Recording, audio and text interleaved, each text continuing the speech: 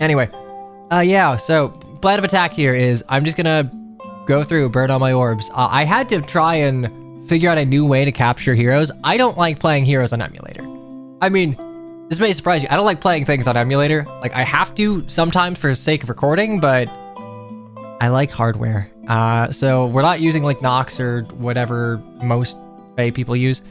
I used to just stream to a Chromecast plugged into a capture card, but apparently my Chromecast is too old and it just does not work anymore. So instead, I am calling myself on a secondary Discord account I made for this, and I'm sharing my screen to my computer, and I'm capturing that. I don't know if this is very smart or just the obvious thing, but I figured it out. So we're gonna do that. We got 2,386 orbs. Napkin math says that's probably enough to get a +10, but like, I'll be honest, I can show you my barracks. Every time I try and pull on an 8% banner, it never goes well. So I'm going into this with absolutely zero expectations. I don't care enough about competitive to like really want it, but we'll go in. Buy another one and use it as a tax write-off. I mean, I properly declare my tax write-offs, but this works well enough. Besides, most things have Chromecast functionality built into them, so I very rarely get use out of this. Anyway, without further ado, Fire Emblem Heroes. Let's go. How did you become the Orb Lord? I just didn't spend. So yes, behold, this is actually, I think this is a demonstrably worse layout than the original FEH layout that I had. I will always have a soft spot for streaming FEH because way back when I started streaming, I did stream FEH using the aforementioned Chromecast into a capture card sort of thing. And I had a really nice layout. I was proud of that layout. I would have like a little rotating thing of like all of my barracks units. It was pretty cool. I had a good system in play. And then I realized, holy crap, I don't want to keep that updated. So now we're just here. We have exactly 11 copies to go. Will we get them? Who knows? Nice feather count. I really wish they would just unshackle the feathers. Just give me like an extra 9. Give me 9 million, all right? Because I have so many chain challenges I just want to do, but I can't because feathers are functionally worthless now. Yeah, anyway, the aforementioned Flame Triblin, probably semi-optimal, albeit you'd probably want to get rid of... You can use the Ike Engage for, like, some distant counter tanking. It's not going to make that much of a difference. Odd Speed Wave gives her no follow-up, because for some reason she doesn't have that, and distant counter melee is distant counter melee. She has no flat DR, and she has no way to bust through DR, so it's like, those are kind of the two things that you need. That's what FEH has moved towards. Water off attuned Tactor for distant counter Echo. Well, the problem is you can't run an Echo with a personal skill unless you're an attuned hero, and Verdict of Sakai is actually not bad. Hello, Veltal. Feathers are good if you want to merge a demoted unit. I mean,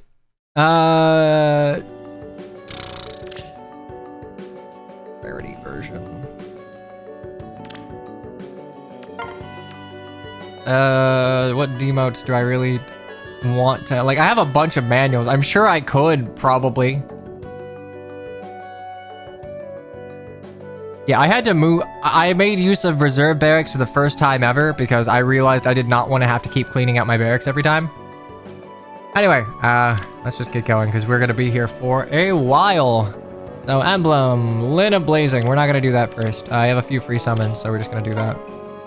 Also, for what it's worth, I don't have good feedback as to how this sounds. If it sounds bad, please let me know. Because I sort of jerry-rigged this method up, and I'd like to know. Sounds fine so far?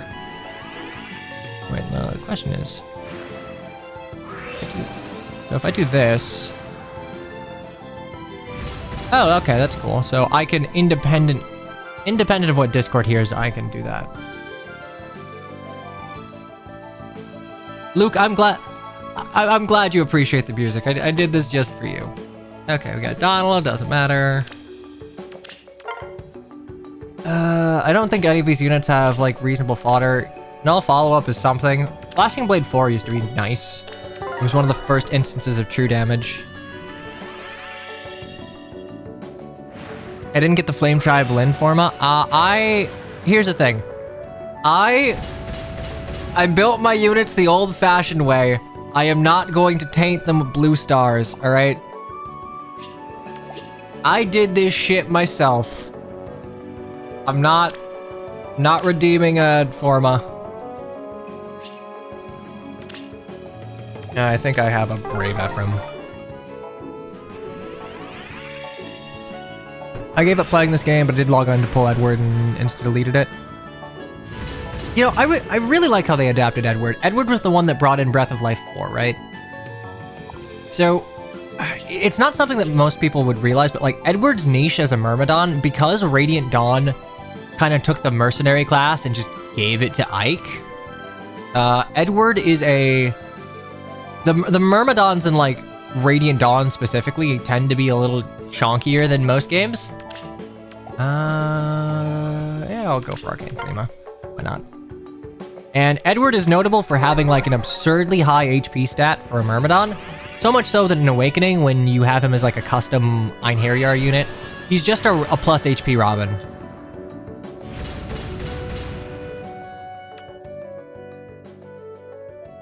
You're not an Edward fan. How many Radiant Dawns have you run? How many Radiant Dawn runs have you done? You haven't used him once. Q, are you just goading me to play Radiant Dawn again? Because that's gonna get chat to hate me. I'll do Radiant Dawn. Shit, I'll do Radiant Dawn if animation's on. You can't stop me. Alright. Time to begin. So, the good news is, green's actually solid, and I really like Brave Alphonse. I didn't think I'd be hyped for Brave Alphonse. I like this unit. I like this character. I think Alphonse is actually a pretty good Fire Emblem Lord, which is surprising given where he started at the beginning of Heroes. So, I'm okay with that, and Moo Moo Nectar Cow here is... She's a good unit. She doesn't really have any good fodder, so I'd probably just merge her. So, green's good. Green is good. The only other time that I have gone, like, for a plus 10... I will show this off. The only other time I've gone for a plus 10 on an 8% banner was the original Legendary Lin banner. That thing ruined me. I got a plus 7 Halloween Henry and like a plus 11 Dancer Inigo, which ended up being way better than Legendary Lin because she was a dancer that had a Raven Tome. So we countered both Brave Lin and Reinhardt and could dance. Off to a great start. Okay, so we need to prio this.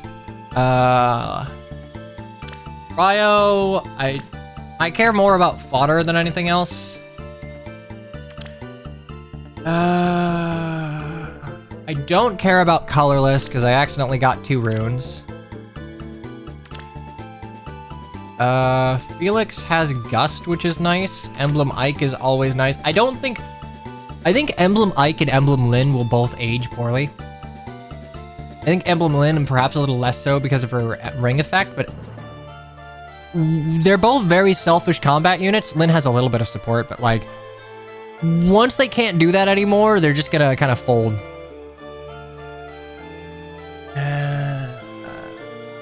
Anyway, I think I'd like to get Reagan for just the little, like, hated hero thing or whatever.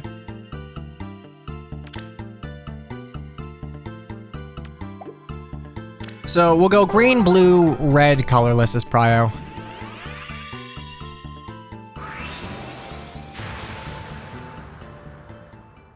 Shadow Shift goes crazy. It kind of does. I don't know. I can't think of... It probably does, but like I'm not terribly interested in trying to make it work. Oh boy, we're off to a great start.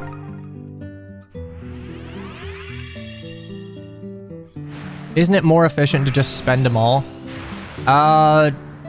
Yes and no. So if you're trying... Look, if you are trying to get one particular unit, you are not benefited from spending on stuff where you have a 0% chance to get that unit. Okay, give me fucking green, Jesus. That's 15 that's 10 orbs and none. Okay, Gatry, he's got a decent refine.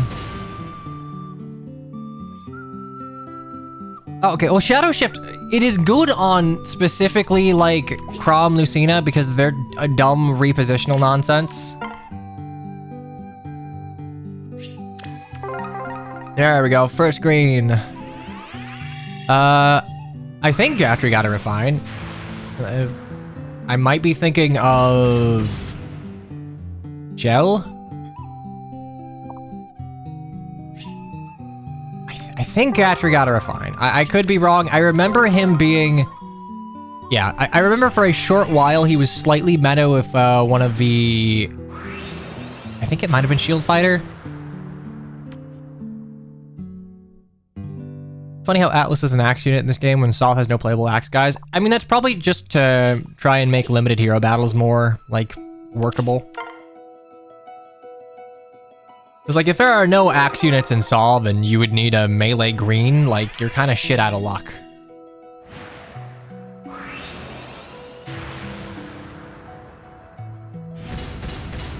Female Archer Fae. You know, some people are, like, kind of complaining that Balthus never got grappling and he's an axe unit. I think they shot themselves in the foot, specifically making beasts their own unit type. I think if they just made... You know how in Radiant Dawn, beast units use strike rank? They should have just had strike units. So not sword, lance, or axe or anything, just like a strike type. And then you could simply have like non-shifter strike units to be grapplers. There you go. The problem is like, they can't change it now. They're already too far in, but... I think the reason that Fae has so many beast units in its OC roster is because like, Fire Emblem as a whole has a very anemic roster of units that could be beasts. Like, you have Tellius, and like, not even a lot of Tellius units. You've got Pan, Yarn, Keaton, Kaden, Selkie, and Valoria. Is that it? Oh, I'm sorry, Greg. Yeah, take some ibuprofen and take a nap. Oh yeah, Hollow Knight music. See, I make music to... I choose music to make my friends happy. Ah, Rochi. I'm pretty sure... Did you get like a... Yeah, you got Tiger Spirit. I am surprised she got a preferred weapon. When are we getting Beast to Do? Yeah, no, Beast to Do would be cool. Fallen to Do would be a beast. Beast Lord next game, no more dragons. Or Tiger Spirit doesn't give speed, fake weapon. Well, it gives speed, but you lose follow-up speed, so it kind of evens out. Oh yeah, I guess Miklon would also be a beast. God damn. Off to a terrible start. Sadath got an absolutely yoked refine, which is nice given that he didn't even have a Spear of Assault. Actually, no, he did have a Spear of Assault way back when. Green's not on your side today. Like I said, I'm going in this with a mindset of I'm probably not gonna get 11 Lins, and I'm okay with that. The only way to win is to just kind of not care. Hey, all right. Not who I wanted, but I have Alphonse. I will merge him up. Plus speed. My Alphonse is neutral because I chose him as my Choose Your Legends pick, but gambling is bad, streamer. It's okay. It's free money. I'm gambling my free money, not paid money. Go pass up Lamau. Bye. Bye. I'll be playing Mario Party later, whenever I'm out of orbs, which will be a while. Chance time is perfect.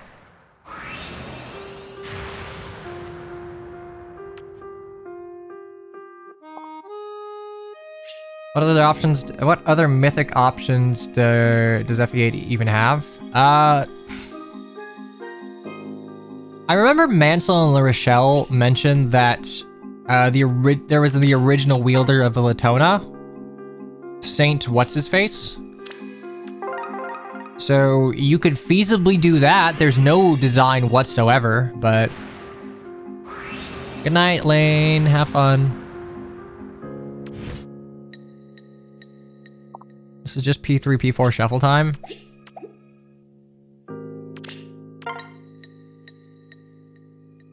I don't believe this is... this is Animal Crossing. Jukejoy and Leaf have some designs to them. I mean, some. Like, okay, we've gotten the 2 greens I didn't want. I know how this is gonna go. I'm okay with it. I'm not gonna get any Lins. I'm just gonna get, like, Alphonse and Mukau. Oof.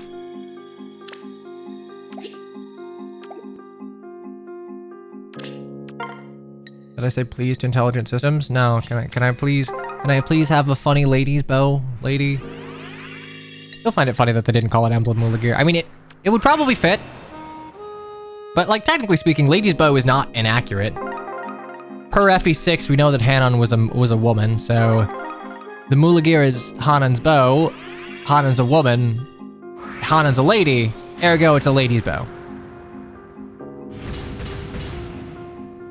There wasn't really a design for Uhl either. They just made her work.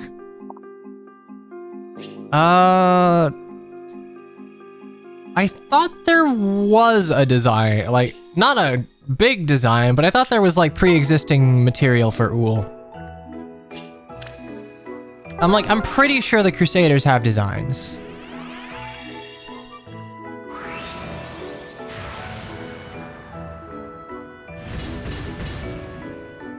Yeah, sure, not colored ones, but like... Due to the fact that, like, the Holy Blood Crusaders kind of, like, started their own bloodlines, it would make sense that they would look like their descendants to a degree. Uhl is hot, though. I mean, Uhl is just Brigid, and Brigid is Abel, and Abel is hot, so... that tracks.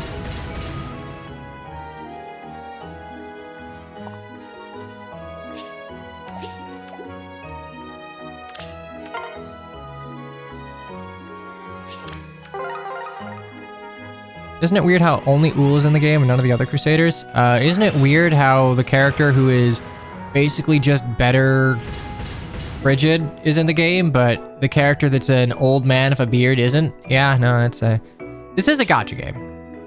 At the end of the day, like, even Jukejoy heads probably weren't gonna go crazy if, like, I don't know, Fahal or whatever. I forget what the Crusader would be, but like the Arvis Crusader.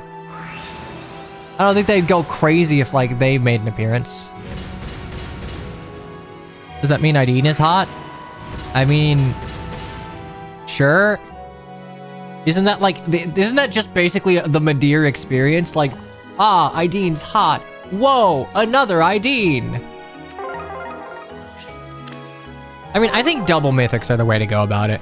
Have one mythic that's, like, can carry off of aesthetic appeal, and one mythic that appeals to, like, your crusty old heads. It's me, a crusty old head. Like, I'd like to think that at one point in time, Athos would have been a unit that could do well. I think the problem now is that we've seen Forblaze and Aureola, like, so much. And, like, Faye is at a point where... I don't know how you add new units that don't become over-centralizing. Alphonse number 2. All right, that's good, I guess. I'd like a Lin. I mean, going off of Bramimond, it probably won't be Forblaze. It'll probably be, like, pure Dragonfire or whatever. I don't know, like, something that is ostensibly not Forblaze, but is Forblaze. This is a +10 Alphonse stream, right? Apparently. What's your current opinion on the state of Faye? I think it's not in a great mechanical position, but I don't really know how you fix that.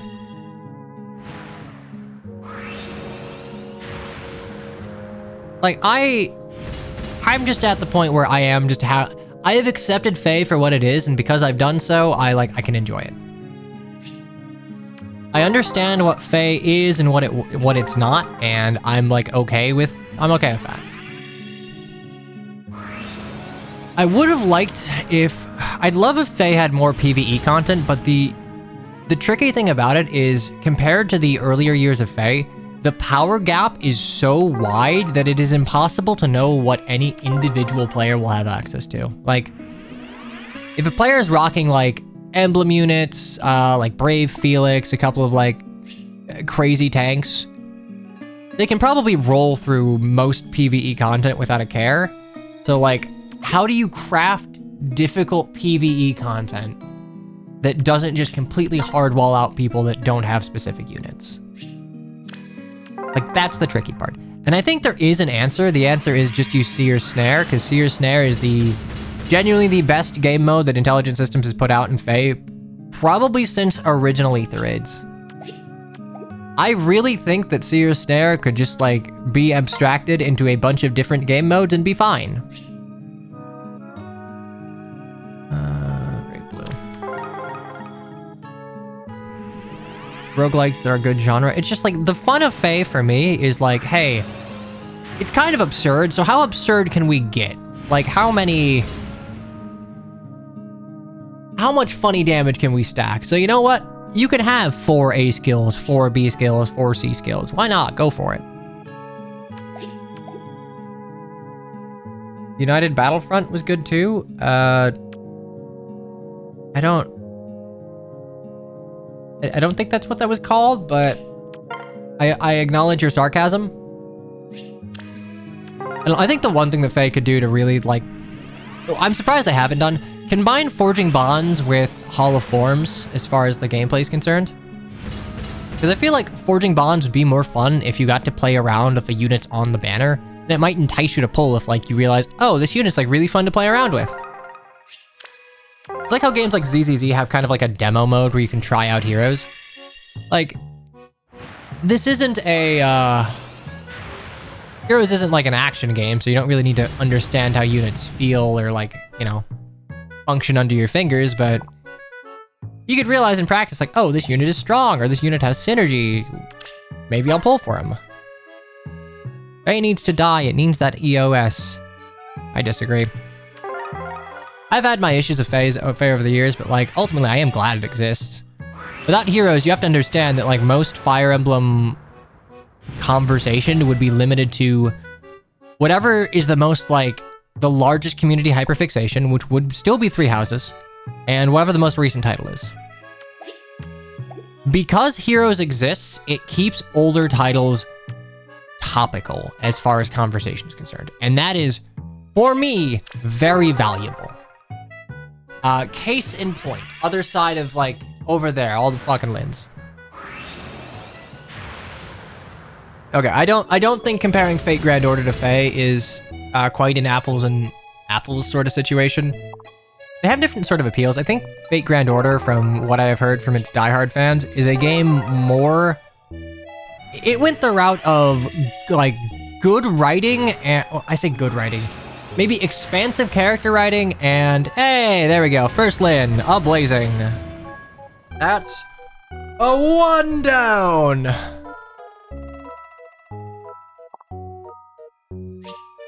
Okay, what say you, Ivy man?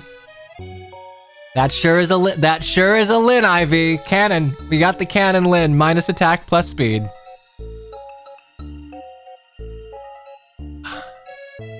Why are Lin's eyes grayed out? So all of the Emblem units have blue eyes. Lin's eyes, like, you can compare. Look at OG Lin on the right. Kotaro's Lins are a little off in that regard, but you'll see it more with Watasachico's. Lin's eyes are green, but all of the Emblem eyes are blue. That's just, like, kind of a consistent thing. It's like their eyes are glowing the same color as their flames or whatever. Did Lin not have purple in Engage? I mean, no? No, all of the Emblem eyes were blue. Her eyes originally are green. They're red when she's a Dark Emblem, but they're never purple.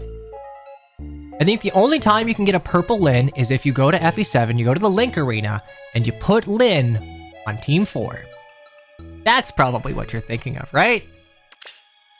Optimal. That's fine. Yeah, they're not purple. Come now, you test my knowledge on this subject? The design of FE7 characters? That's like my bread and butter.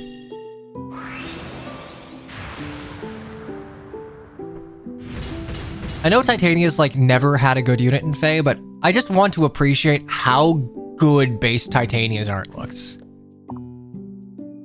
I believe it's, yeah, it's Misty Lee that does Titania's voice. That was close. Not a good idea to sneak up on me. I really think they nailed her voice too. She didn't really have much of a voice beyond, I think, one yell in the Radiant Dawn execution cutscene, but I think Misty Lee does a great job. What do we do if we hit plus 10 Emblem Lin before we run out of orbs? We're not gonna do that. But if we do, I don't know, So I guess I could talk about like the functionality of Emblem Lin. On her own, Emblem Lin is a very exploitable unit. Without proper support, she is not going to do what she is kitted out to do, because she's lacking the tools. She lacks no follow-up. She lacks good way to bust through DR. She lacks wind sweep. Weirdly, she lacks like the shitty wind sweep that Legendary Lin has. So if you want to bust through saves, you need Bridal Embla, which is funny because she's voiced by the same character, or the same VA that does Veronica. And you'd need either Ymir or Fallen Maria, who's also the same VA as Lin. So you know what? Yeah, just go full Embla, why don't you? But if you can give Lin innate miracle and give undefended to the unit you're trying to snipe via Bridal Embla, she can function. Without those two things, Emblem Lin, it's not that she's not powerful, it's that right now we have a lot of tools to deal with what she does without like very hyper-specific support. On average, it takes about 700 to 900. Yeah, on like a normal 4-person banner, maybe, but this is not this. 8% banners, I genuinely, I have over 2,000 orbs. It is very reasonable that I don't plus 10 this unit. Embla isn't needed. Embla's needed if you're dealing with far saviors you can't bust through, which is a lot of far saviors. Like, funnily enough, Lin and Hector have been at, which I love. I love that it's basically like their FE7 support. They've been in an arms race since the beginning. OG Lin, thanks to Brash Assault, was able to like break through Hector's Wary Fighter. But Hector's DC was able to deal with Emblem, with Brave Lin. Then Bridal Lin was able to deal with Hector's DC through introducing Flash. Blah, blah, blah, blah. Get Summerlin to break armors. But then you get, like, Null C. Well, you can't really do that. Elwood in the corner. Elwood's honestly been pretty good. Like, I know people understandably are a little chuffed that he doesn't get, or chapped. Not chuffed. Chuffed is happy. A little chapped that he doesn't get as many units as Lin or Hector. I don't think he's as interesting a Lord, but most of his units have been good. Like, going through the history of it, OG Elwood basically is better Brave Roy. Because he was... Before Brave Roy got a refine, he was objectively better Brave Roy because he had resplendent stats. But he was easier to merge, and Blazing Durandal had a very good refine for the time. Love Abound's Elwood was honestly an okay, like, Grail Lance armor for the time. He was workable, he was fairly well balanced. Let's see. God, what else does Elwood have? Legendary Elwood was very good because of bonus doubler. Yeah, it's also worth noting that as a melee armor, Elwood was very valuable in the days where Arena was the only competitive game mode and BST was king. Anyway, we're just gonna grab a Lin for number 2.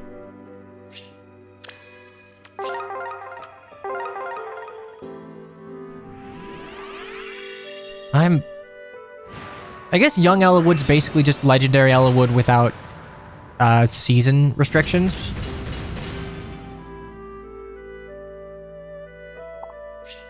Rip no Gamba while he Gamba.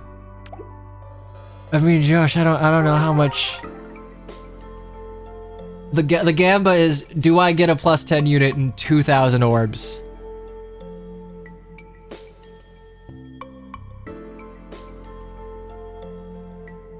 Young Elowood has no Kanto support for some reason.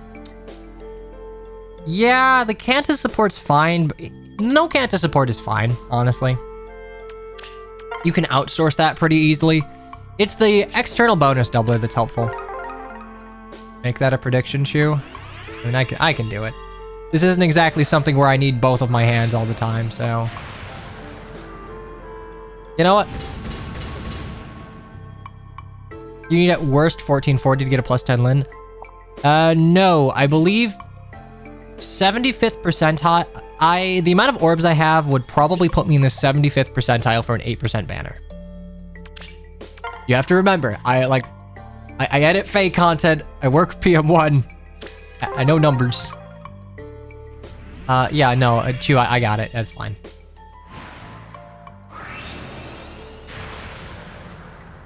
Oh boy, the Nectar Girl. Great.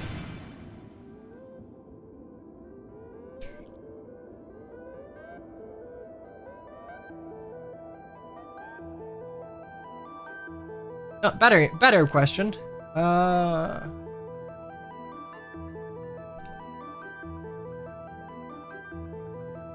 Plus 10.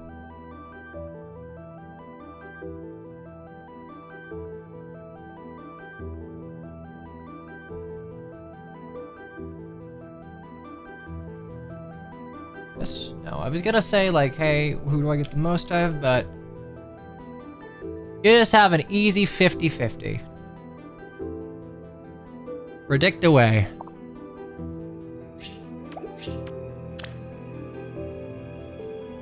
Aethrune is a really good unit. Oh, this is actually a good IV. Aethrune's an obnoxious unit to deal with, but I mean, I'm not complaining. She's a mythic, so there is pragmatic value there, and she's also a good unit in her own right. So like, whatever. I'm okay with this color share. I like all of the units on them. Also, Josh, if you're around when I'm done with this, I would request exactly one Pokemon TCG battle against you. That's it. More people care about her because she's annoying. I mean, here's the rub. Between, like, we're looking at Emblem units. Between Ike and someone like Marth or Lynn, a unit that cannot be, like... A dual phase threat is considerably more cancer than a single phase threat. It's why Fallen Edelgard was so good for so long. You could not deal with her on either phase. If you're enemy phase only, you can sort of be like baited into attacking on player phase and like blowing yourself up. Like dual phase threats, hoo boy, they are not good for the game. But I guess the problem with something like Emblem Mike is once he can't function as a selfish unit, he's kind of gonna... He's not gonna like fall off. Well, he's gonna, well... He doesn't really have like supportive value, so... It would be very hard for him to fall off, but... If ever the means of calculation changes to focus on something he doesn't have, like the way that DR or flat damage or like percentage reduction has in the past, then yeah, he'll just kind of be dead weight. Or he'll just get the Fallen Ike treatment and he will just stack so many goddamn stats. Why am I getting so many Arthurs? Jesus. He'll stack so many stats that like nothing matters. Fallen Ike is still good. Granted, he requires a lot of specific support, but you can just get a billion stats. And unless they're running Dull, which I don't think anyone ever does. Oh, nice. Alphonse. Okay. See, like, I'm okay with Alphonse. I would actually like to get a decent merge on Alphonse too, so cool with that. The Demon King? Oh yeah, the Demon King. You know, the guy from the game that when I was a kid, told you were named after this dude. Halloween Satan. A lot of reopening fodder. Alphonse has good fodder too, which is, if I get more, that's nice.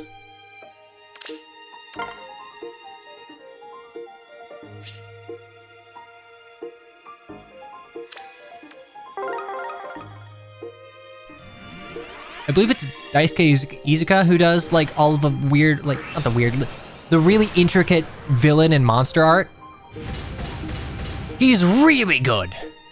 I love his art. He did FE12. Like FE12's design was for Marth was so good that they've just used it in every game since. Like they hit the sweet spot. Ah, Bartra. Fury Man. So yeah, at this point we have no more spark, so we're just pulling the slot machine raw and hoping for the best. Hey, the best. Love it. Okay, and that number 3, that is a +2 Lin. Ivies don't matter. I mean, yay, plus attack. I'm gonna trait fruit her, so it doesn't particularly matter. Attack and speed are both super boons.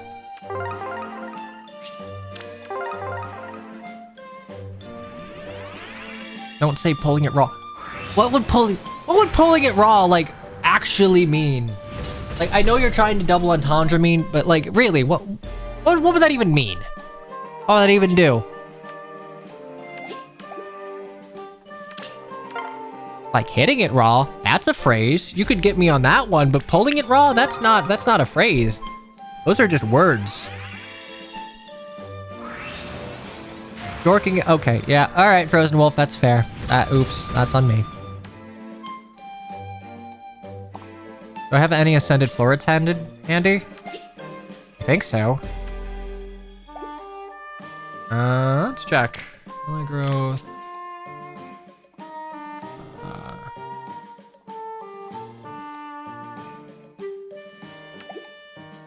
Traits, there we go. Send traits, F2. Yeah, we're fine.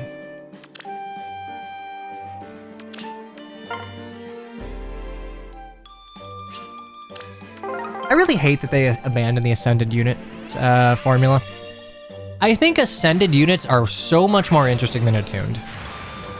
Like, I like Attuned Hector. You know, I like that whole loyalty relationship of Ellawood is being highlighted here, but I guess it's hard to do Ascended for units that already got Choose Your Legends designs and Legendary designs, because like, what would Hector ascend to that's not the Seed of Ostia, so inheriting from his brother, or like Great Lord design? Hector ascends to the heavens in FE6. I don't know. I love Ascended units. When they are done right, they are some of the best unit concepts in the game. Ascended Idun is great. It is such an inspired design and such a nice, like, cap on the small little epilogue we got in FE6. Like, I'm pretty sure we made, like, a tier list of Ascended units. Like, no, I can probably just find it. I can probably find it. It's probably in my FE shitpost folder. Yeah, no, I have it. It's like at the top, it's basically Idun and Air, then Fjorm, then Joshua, then Florina and Marita. I think from like C tier and below, which is like a Lindsay and below, I think the Ascended units kind of miss. The only Ascended units I think miss the mark are Legyarn, Celica, and Ishtar. Ishtar misses the point of Ishtar. Celica sort of just okay, I guess I'm pulling red. Celica retreads the same ground and it's more just like, oh, hey, look, I'm dressed like Alm, which is basically a proto-attuned unit. And Legyard kind of just like completely misses the point of her little character arc in book 2. She's basically like, oh, I have to fight you to the death, except now you're my best friend, Fjorm. Oh, summoner. Be nice to Fjorm, because she loves you, or I'll kill you.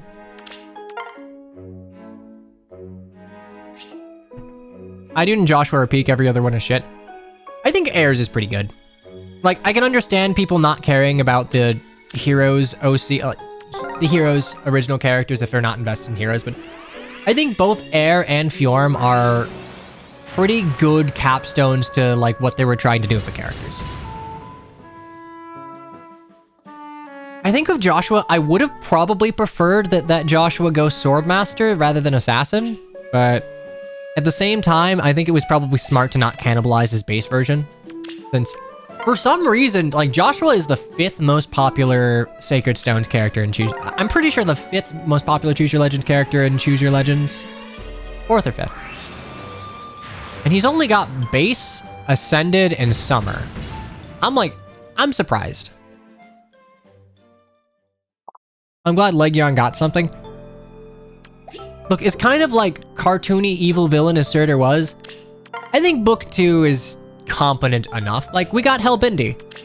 Helbindi's like actually a good Camus. I want to say Camus, I do, but it's a Camus.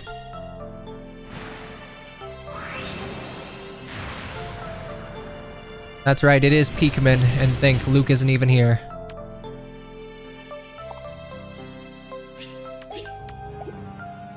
I don't even know if I dislike Ascended Alencia. It's like, it is a perfectly serviceable design.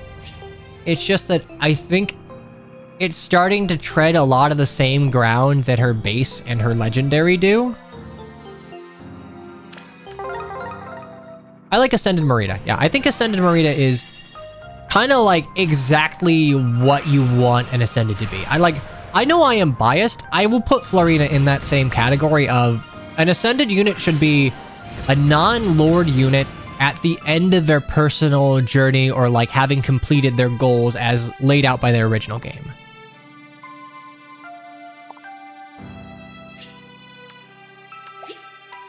Actually, wait, can I do something? So both Rajat and Tharja have their resplendence being the fairies. I think Tharja's a light fairy. I forget their actual name, like Lifjom Summer or whatever, and Rajat's a dark fairy. I feel like that's kind of a waste of resplendent theme. Since Rajat is basically just, I mean, Rajat is just Tharja again, aesthetically. So having the Ascended be Tharja's, actually I think Rajat got hers first. So having Tharja's resplendent be Rajat's, but like slightly different color, it feels like a bit of a waste of what you could do with a resplendent. There's so many fair ones. That's because there are 2 fairy themes that look very alike, but are technically 2 different realms, so they qualify. It's also like, oh, you can put women in like cute magical girl outfits, basically. There we go, that's what we like to see. As much as I think the Niffle Resplendents tend to be a little clunky just because of how chunky the armor is, I'm okay with like OG Resplendent Lyn. I know people like to give Kaboon a lot of shit for haha milk truck have arrived, but you gotta remember he's also the dude who gave us like OG Reinhardt, OG Olwyn, Lucas. Like, the man can illustrate, and he's really good at illustrating flesh for, you know, obvious reasons. I don't know, he keeps for someone who does a lot of, let's call it smutty art, he tends to keep, like, dignity and damaged art, which is a rarity in Fae, where it's like, hey, I'm not making basically a coom face as I'm being hit. It's like, no, I'm angry, I'm still in this, I'm fighting, which I appreciate.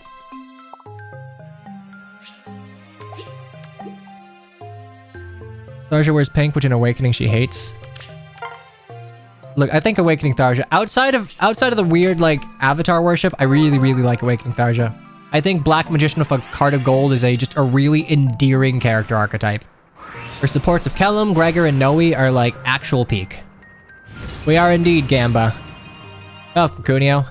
So you Gamba for mounts and XIV. I don't want to do the squadron missions, so I Gamba for PNGs and anime chess gacha game. Gunter alt win. Probably never, unironically. Like, it's not because he's unpopular or anything. His Japanese seiyuu passed away during Faye's life cycle, so because of how JP tends to treat, like, VAs, if it is not wholly necessary to, like, have them reprise a role, we'll probably just kind of retire the character. There's no reason that Gunter would ever need to make another appearance. Also, like, if you're giving a Jagan, just add Marcus to the game. There are 2 of them. Of duo Marcus and Marcus. Or, yeah, no, harmonic Marcus and Marcus. That'd be great. Do that. If you're adding any more Jagans to the game, do that. I want Marcus and Marcus. Anankos has a different VA.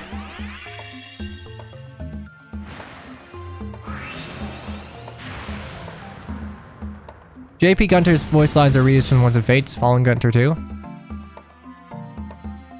I mean, Ferdinand, Three Houses was a recent enough game, and Ferdinand von Aegir was a popular enough character that recasting was necessary. Also, I believe it's Billy Kamatz was the original VA. I hope I'm not getting that wrong, but the Gunter thing is perhaps a little more relevant because he was the original. Like, this is a Japanese franchise, so he was the Japanese voice actor.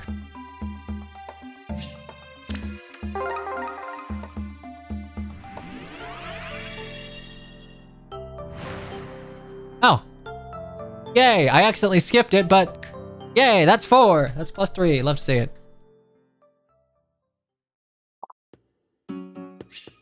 Okay, what say we? Okay, we have 2+ attacks. Again, it doesn't matter. You need 1 workable IV if you're ascending a trait, so.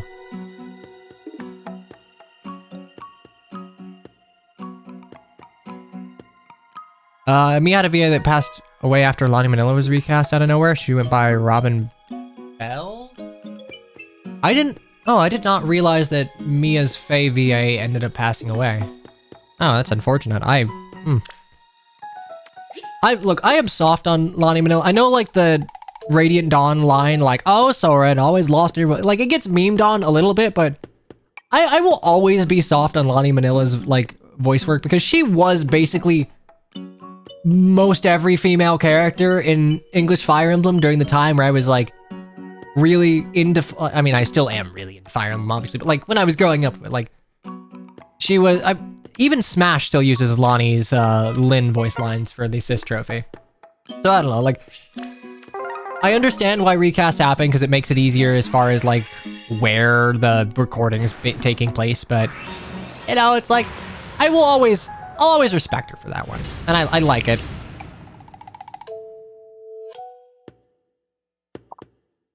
And the issue was directionless, the VAs. I mean, English voice acting in games is taken considerably more seriously now. It's like a lot of Pelias gets memed on for, like, I think Rolf Mist and to a lesser extent Mia, but it's like they're probably just doing the best they can with, like, what little direction they were given. I don't know, I don't see the benefit in ragging on it because, like, ultimately Radiant Dawn voice lines, Radiant Dawn has a nook in my heart forever. Even the, but what if I hit her? I'm nervous. Okay, the reason the new units don't have VAs is because presently a lot of the VAs are striking to try and get protections against their vocal likeness being scraped for AI. Which, if you don't know, a lot of, I'm just going to call it as it, a lot of scummy companies are in their contracts trying to basically force VAs to sign away the ability for the company to use their vocal likeness to train AI and then potentially use that likeness to voice either other named characters or NPCs or do with as they will without paying them. So it is ultimately kind of an existential threat to their career. I am 100% in support. I do not care how long this lasts from, like, a Faye perspective. These are people that have ultimately... Oswin! These are people that are ultimately a part of making a thing I love, you know, happen. So I want them to have protection for their art. Like, I do think that AI is a genie that has been uncorked. We cannot recork that bottle, so it is best to try and get best practices and, like, standards in place such that it is possible to coexist with it as a tool to be used in situations where it is appropriate. The problem here is that it is right now they are trying to use AI as not as a tool to speed up things, but rather as a supplement or replacement for the human element for it. And notably a supplement or replacement without actually, like, giving any capital or, like, anything of value to the people who provide the vocal likeness for that AI. Oh, Argenti's was probably an agency issue for schedule. I mean, sure, yeah. On an individual basis, it could just be like, oops, sorry, we had a scheduling issue. Or like, if you remember when Sayuri got into FEH, she was like only voiced in Japanese for, I think, 2 or 3, like half an update or something. I think Sayuri's VA was just sick at the time. I've never seen Faye before. You know, one thing Heroes has done, I had no opinion about Faye, or Fa. Is it Fa? Did they go with Fa for FE6 Chicken's name? It's probably Fa. But Faye, it is Faye. Okay, all right. I could not remember if they had changed it to like Fa to try and not overlap with the owl, but I really like Faye. I think genuinely they nailed the like cute child thing. Like Christmas Faye is like festivals are the bestivals, and suddenly I'm a chicken nugget enjoyer.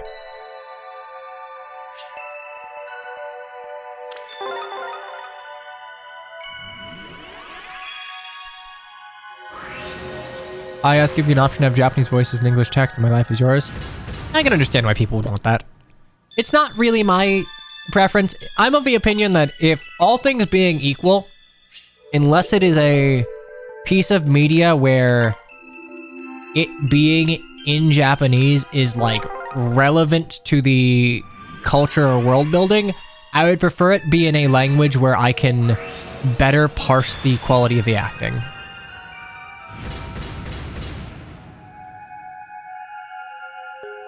Without looking up which realm has the most resplendent representation, it's probably either Niffle or Light Fairies.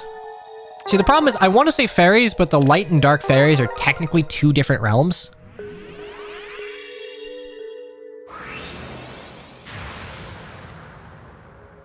Oh, nice. We got both Uther and Oswin. I'm really happy that Uther's in the game. Surprised he's an axe unit, but I guess if we had Oswin on the banner, and it's not like we ever really saw what Uther used, so yeah, no, it makes sense. I mean, I guess Hector uses an axe. It would make sense that base Uther would use an axe. Would it surprise you if it said it's Moosepole? No, not at all. I think Niffle or Moosepole would have been the thing just because Book 2 has been around for so long. And like, candidly, it's like, oh yeah, it's a fire resplendent. That's cool, everyone likes fire. So like, it works on an aesthetic level. I like it well enough. I mean, yeah, Hector's an axe armor. I guess I got so used to Brave... You know, honestly, it makes sense that Uther's an axe. I think Brave Hector wearing Uther's armor just, like, psyoped me into thinking, yeah, Uther definitely uses a lance too, right? No, he uses an axe. Golden axes run out of durability? Wasn't there an Animal Crossing game where they didn't run out of durability?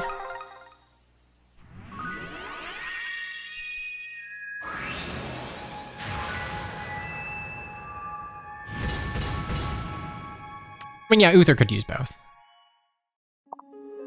Oh, Minecraft. Okay, I'll be honest. I don't know if this is like a gamer sin. I have played maybe 3.5 hours of Minecraft in my life. It is not by way of like, oh, I don't like Minecraft. It's just that like I didn't have it on PC, and I played a little bit of it with the Red Triforce guy who came into chat earlier. Like, he's been my friend since childhood. He and I have been thick as thieves since we were like 7. And I played Minecraft with him and his little brother on the PS3 in my basement for a little while. That was it. That is my only experience of Minecraft. Well, speaking of, the thief himself. Red Triforce subs for 3 months at tier 1. Subscribe for 9 months. It's a boy. Lynn's a sword lord. It's like, hey, does Raven, why is Raven using axes? He doesn't have a con to use axes. But, the class is called Blade Lord. It's not called Bow Lord. I just want one Monikati, just one. The problem is, at this point, I think the only way you're getting like a Monikati Lyn that doesn't look silly I don't know, because if it's Ascended, it'll probably be the Cypher card where she's just in a ball gown, which looks kind of silly. I guess maybe if they ever do like an Awakening-esque banner, they could do the Awakening Swordmaster and give Monikati there, even though the Monikati doesn't exist in Awakening.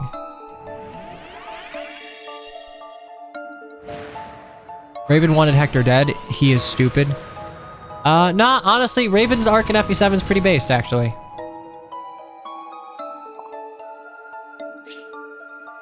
When are we wearing FE7 Lord Arts of them wearing the disguises when they go into burn?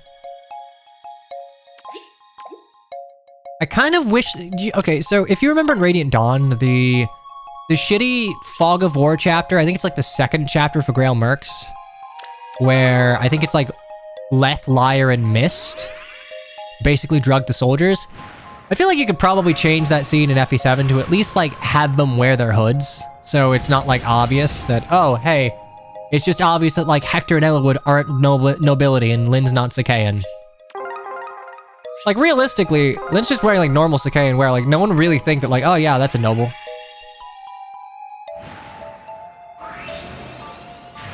Narshan's a Wyvern Lord known for axes, and FE60 is a high sword rank.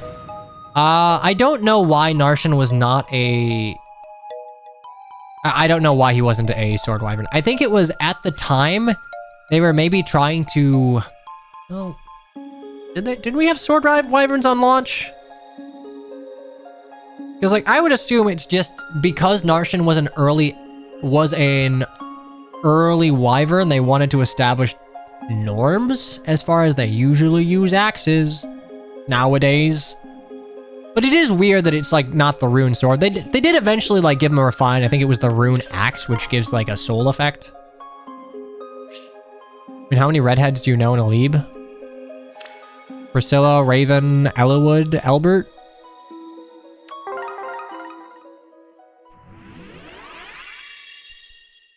Yeah, 7 HP. Sorry, when I say the soul effect, I mean like the Forsyth Soul Lance. Oh, yeah, I guess Roy if we're counting FE6 too.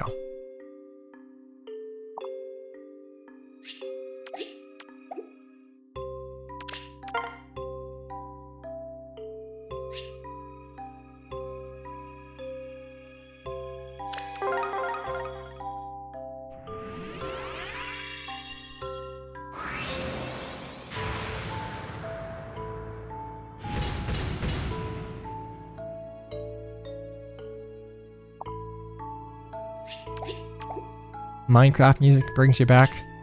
I like these little playlists that are just like mega mixes of similarly vibed songs. It's very useful for editing if I just need a long backing track for something.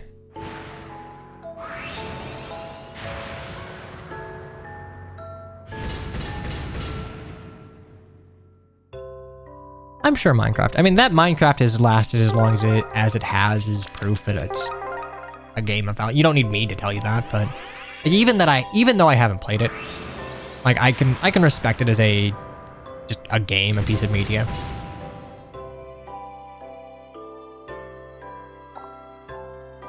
I am surprised that Bertram didn't get the rune sword, specifically because I'm pretty sure his art has him with the rune sword on it. So I would have expected that as his like just base weapon. Christmas Cam was the first sword wyvern, right? Or not Christmas Cam, New Year's Camilla. We don't have a Christmas Camilla.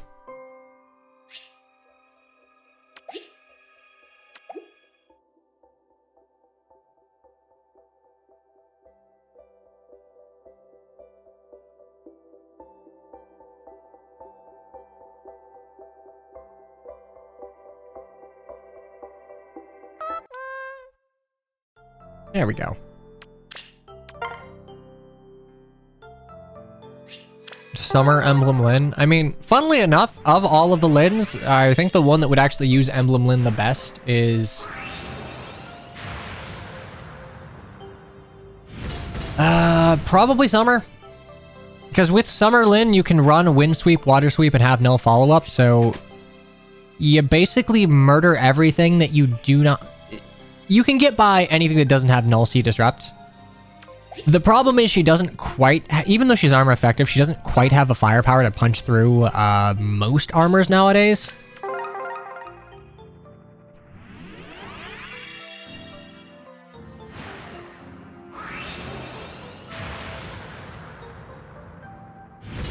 So Basilio has nips, they're just covered.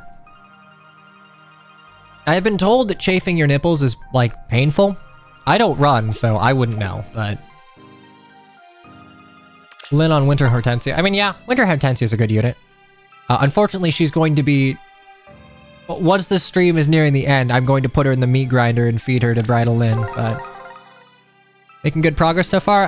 Not really. We've kind of been stalled at 4 for a while. Because we need 11, so we're 4 out of 11, we're not even halfway. Granted, we're 400 orbs in, but... Summerlin's Wind Sweep also works on dragons. Yeah, I mean, that's like... Summerlin basically followed Legendary Lin's design of, like, shitty Wind Sweep, but it's actually good. But you can run Water Sweep on her, so... She has Wind Sweep, Water Sweep, and Null Follow-Up, which means she basically has full Fire Sweep as long as she's outspeeding.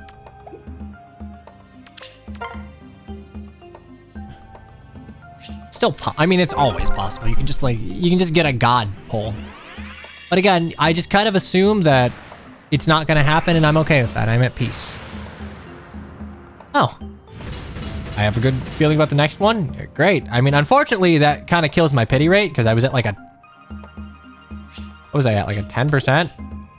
I was at, like, 10.5%. That was pretty bad. Shadow Shift? I mean, that's great. I didn't have this unit.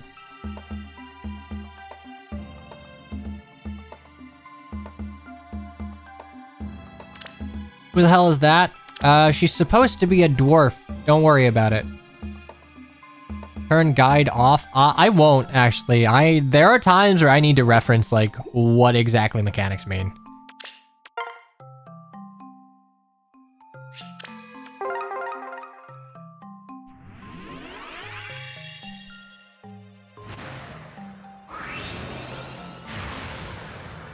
I mean, actually, I think it's more likely that I'm going to have absolute dog shit luck on the polls here and do well in Mario Party.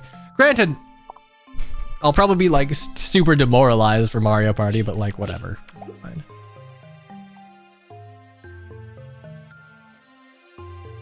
Yeah, okay, turn guide. I just didn't turn it back off. I think I needed to reference something and I just didn't bother turning it back off. It's fine. It's fine. We're fine.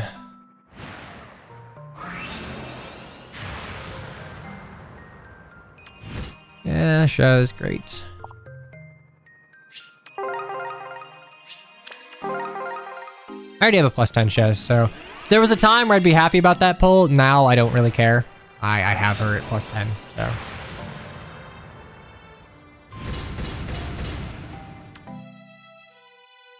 What do people even do in this game? Realistically, if you're playing this game, the only thing of value to do is the PvP. Fire Emblem Heroes does not have meaty enough PvE content to keep you, like, satiated.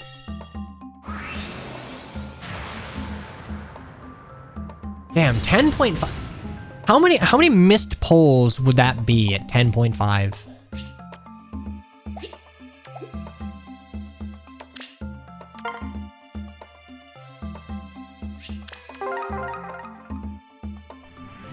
The PvP is also asked. The PvP is just, it's rough because right now a lot of the power you get in FEH is to make the one utilizing it feel good. So like the power you get in Heroes is great for PvE. In PvP, where you're on the receiving end of some of the bullshit, it is very frustrating and difficult to calculate for.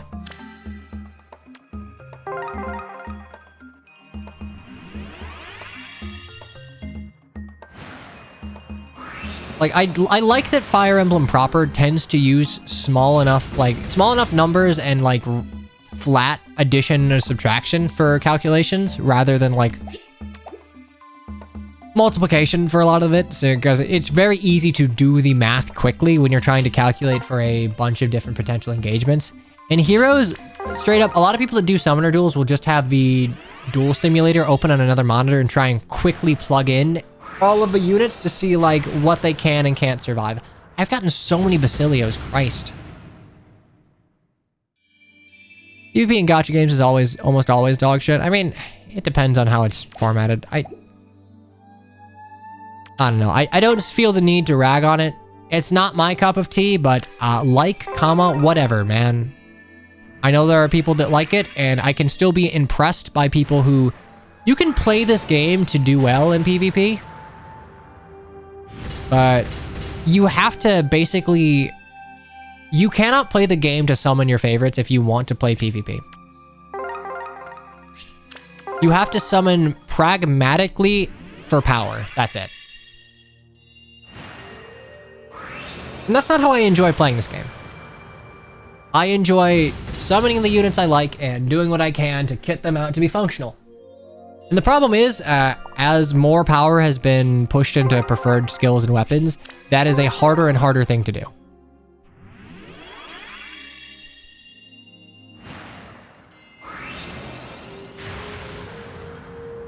Hey, finally. Honestly, why is Fire Emblem and Paper Mario the only RPGs of humanly possible math? I mean, compared to something like FFT, I like that you know roughly, if all things go to form, exactly how much damage you'll do. So,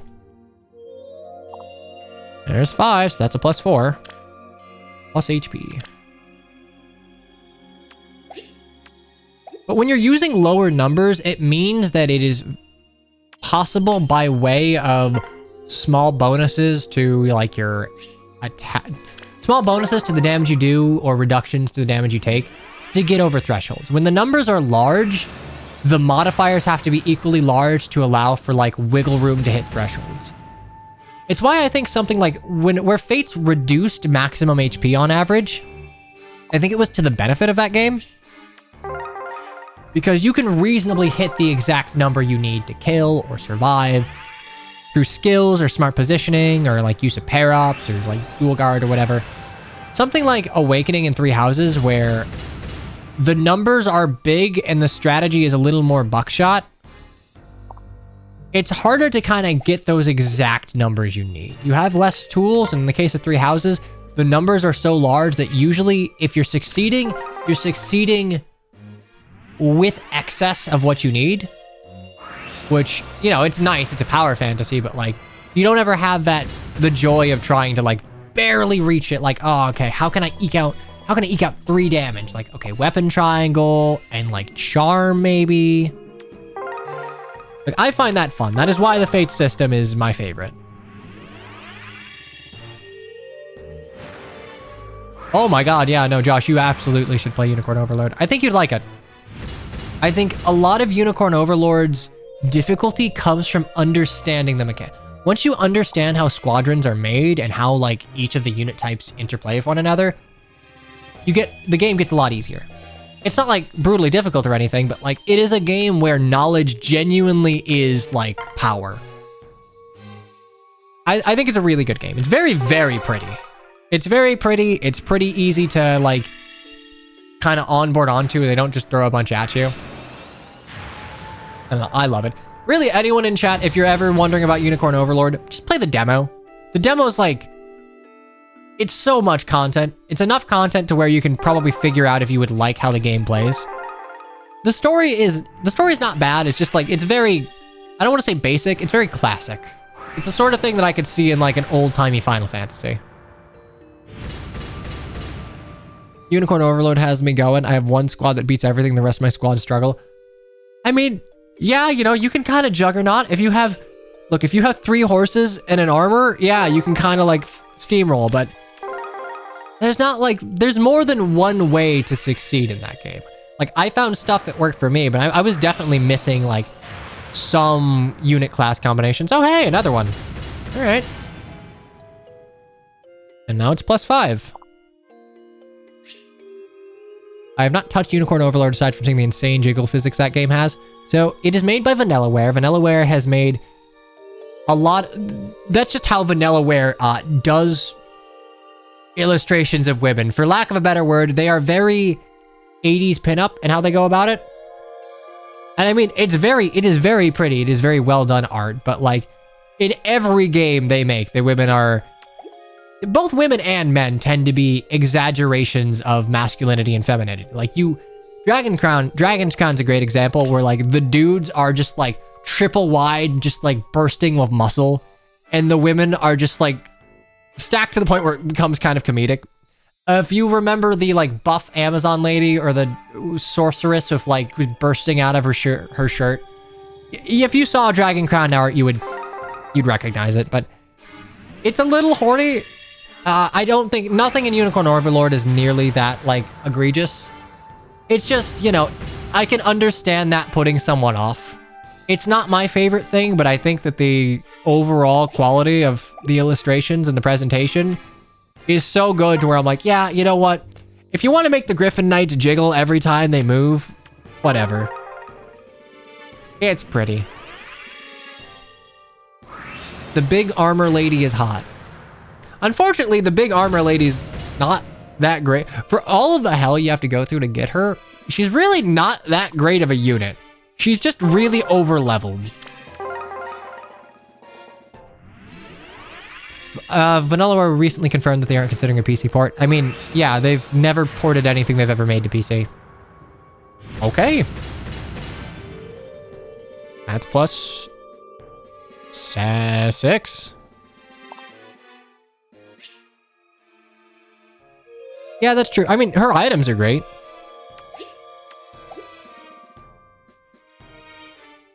Oh yeah, the one that stands out are like the big hammer classes. The men are like big, like strongmen type, portly Santa Claus looking dudes. And the women are just like little girl with big hammer, which to be fair is a great archetype. It's very funny. There is something immensely funny about like 3 foot tall girl with like 7 foot tall hammer. I would kill for a PC port of 13 Sentinels. Oh, I completely forgot. Didn't Vanillaware do stuff for 13 Sentinels? Yeah, that game's great from what I've heard. And notably, I think it is considerably less cheesecakey than some of their other wares, like Muramasa or Dragon's Crown. Which, by the way, Muramasa's great. Love Muramasa. It's on the Nintendo Wii. It's also on PS4, but it's on the Nintendo Wii first, I think. That's where I played it on.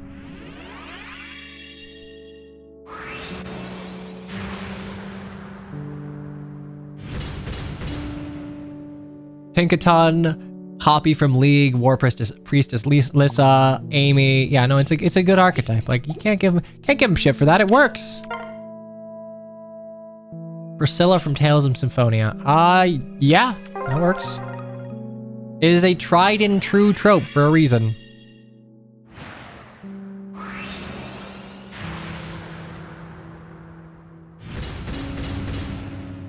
It's the man that never levels speed. When's Amy gonna get in a Sonic movie? You watch Sonic 3? Watch Sonic 3.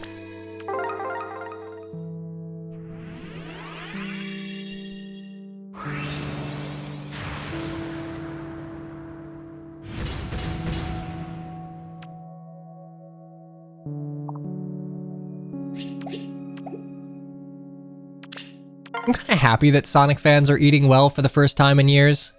Between the live action movies and like Sonic and Shadow Generations being good, they finally have some substance to latch onto. Because like I feel like the Sonic fandom was kind of carried by just fervent love and like fandom stuff rather than, you know, titles that are of consistently high quality.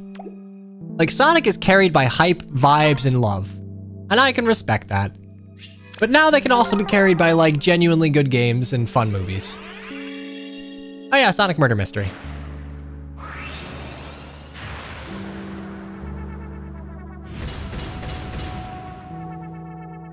Wind, I'll be honest, what is happening with Angry Birds? I'm not on the... My finger's not on the pulse of the Angry Birds fandom.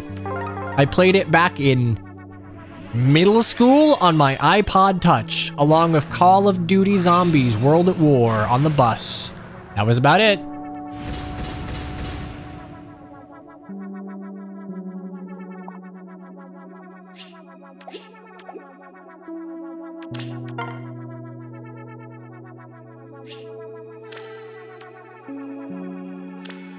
What song is playing right now? It is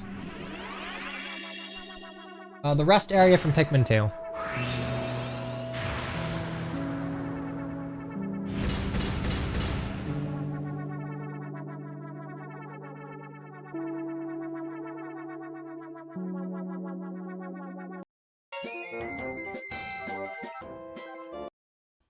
Yeah, we'll do this then.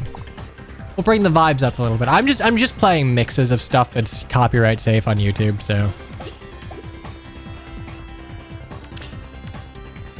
See, if Luke were here, he would have told you.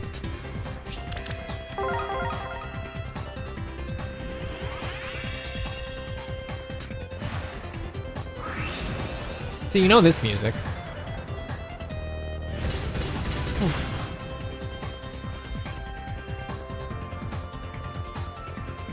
Speaking of YouTube VODs, does this game not do multi-pulls? This game does not do multi-pulls, which, you know, like, I kind of joked that Engage got a 10-pull before Heroes did, but it doesn't really make sense since I'm trying to snipe for a particular color of unit. If I pull on a blue unit, I have a 0% chance to get Emblem Lens. So it does not make sense for me to 10-pull because I cannot choose the color of orbs that I'm in. If you could choose which color you're pulling from, then yeah, a 10-pull would make sense. But the way Faye does summoning, it doesn't make sense for multi-pulls to exist. If you're just trying to spark or you do not care what you get, yeah, just pull full circles. You basically get one free. And instead of paying 25, you're paying 20 orbs. So you get one free for every 5, basically.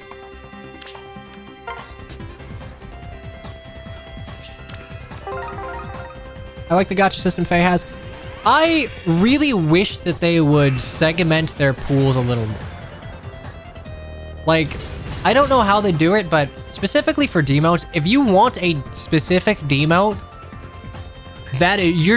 you're in for a long haul. It's a hard thing to do. I feel like maybe if they had, like, within the demote pool, they just, like, segmented into thirds, and then it's just, like, have some, like, weird tertiary moon star thing, or, like, like, some other factor that you can see in the menu of just, like, oh, it's, like, so-and-so season, so if I pull green, the demote pool will be, like, the demote pool A. But if I pull in the next season... But I don't mean like season and AR season. Maybe that's a bad word. Bad word for it. Like, let's say like under this star, which is only for like today, I'll be pulling from demote pool 1. And then tomorrow, like the star that we're under is star 2. So then it would be like demote pool number 2. And that would maybe make it easier to just like, if you were looking for a particular demote to kind of make that easier. But like demotes, and granted, demotes don't have a lot of, like, practical value outside of fodder nowadays. Even then. But, like, that's fine. You know, pull for units you like. If you like fucking Uther or Oswin, It is harder to get a demote in a lot of cases that isn't on a banner than it is to get, like, a 5-star unit. Like, I don't know if any of you saw the dudes that were pulling for Lapis when she came out. And I think she was, like, a freebie, and... so it was never a focus unit. They were just throwing orbs at red randomly to try and plus 10 her. New Year's Tana's a demote? I mean, most demotes are bad. To be clear, like, New Year's Tana's in the, like, Wind Tribe Claude, Winter Mirabilis. I mean, certainly the young Innis group of, like, freebies, but she's very, very good. Lapis got outclassed by Kagero? You mean Kagetsu?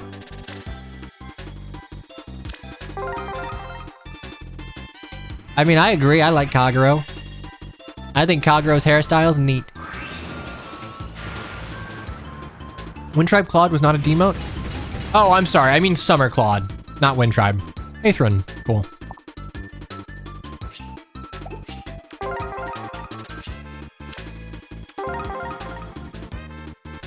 Planet Mistine, such a good song. It is.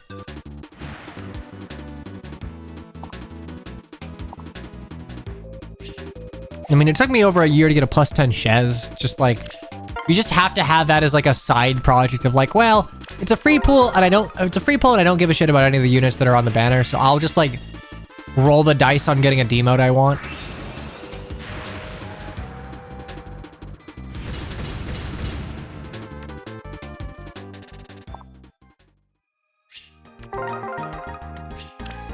You know what's funny? With the new Innis not using Nidhogg, we are still at the point where, despite Nidhogg, quote-unquote, being Innis's weapon, you know, it's like it's Frelia's sacred twin, he's an archer, Lucina's used it more.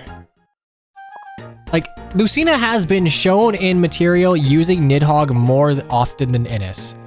Lucina can use it in Awakening, it's her preferred weapon in Codename Steam, and she uses it in Monster Hunter.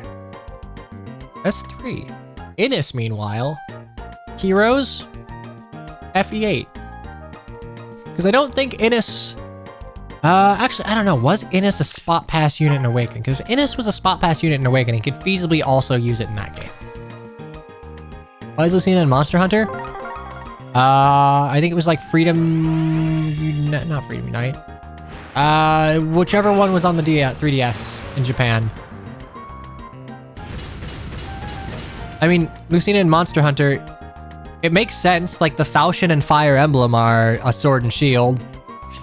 You could have, like...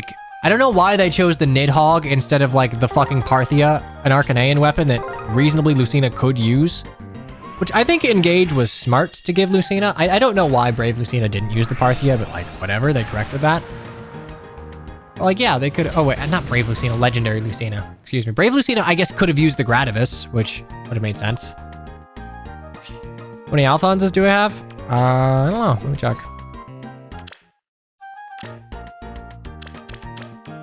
There we go.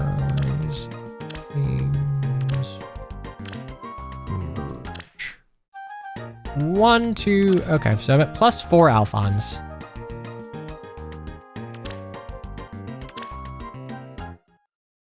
Yeah, I know Nidhogg's in Awakening. But you know what else is in Awakening? That's right, Innis's Bow. The presence of a weapon called Innis's Bow in Awakening implies that the Nidhogg is not Innis's Bow. Ergo, Lucina's Bow. I'm not shitting you, by the way. Like, there is a weapon in Awakening that is just called Innis's Bow. It's like the same way that, like, Ellawood's Blade and Roy's Blade exist. Why is there a team of 4 Fallen Edelguards? That is my... I haven't changed that in forever, but like I just got a bunch of demote Fallen Edelguards. I'm like, you know what? I can just have that be my like my training tower blitz team, and it works. They just Zerg rush everything because a PvE in this game is stupid and nothing matters. Innis legally can only own 1 bow. Yeah, we run on Shadows of Valentia rules. FE8 is basically just FE2 again, and in FE2 you can only have 1 weapon. Ergo, Innis's Bow is not the Nidhogg.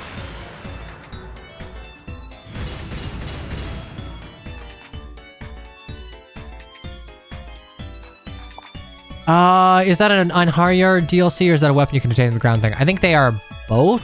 Innis's Bow is a random sparkle. The Nidhogg might be the... one of the DLCs that gives you legendary weapons. But I also think you can you get stuff like the... Oh god, what is it? Some of the other legendary weapons. Can you get stuff like the Nidhogg from shiny weapons, or is it just that one DLC where you can get it?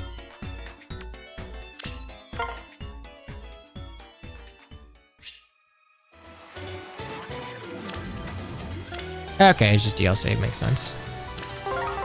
There's a chapter that drops a few legendary weapons. It's like the Versa chapter before the end.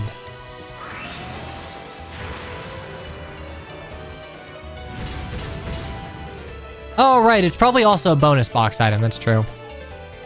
I really liked it. I loved the 3DS's Spot Pass, or Street Pass features.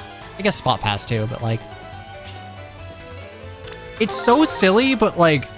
Most of the games that use Street Pass, or like the weird 3DS quirks, I ended up really appreciating it. Like, if any of you have played Bravely Default 1, you will understand how well that game uses the 3DS features.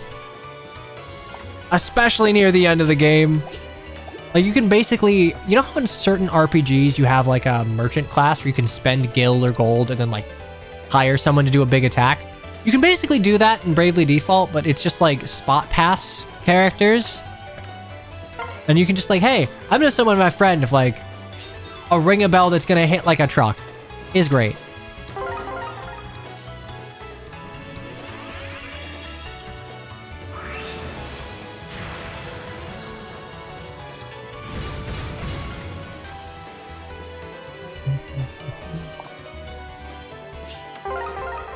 No, again, Nidhogg's bonus box and DLC. You know, regarding Awakening, I still think I have a right of it. It is a game that I love thinking about, and I respect.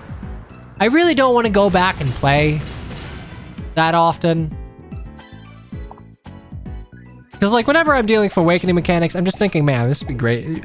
I wish I had reliable shield gauge. Stat boost Nidhogg gives in Awakening is bigger than the boost it gives in Stones. Fun fact, the Soul Cotty in Awakening, I think, is like the 3rd highest crit weapon in the series. 3rd or 4th. It's like FE5 Gungnir, the Great Club, and then I think the Soul Cotty ties for 3rd of something else. Like, the Soul Cotty in Awakening is probably how it should have been in FE7, where it's just like super fuck you killing edge. That thing's got like 50 or 60 crit.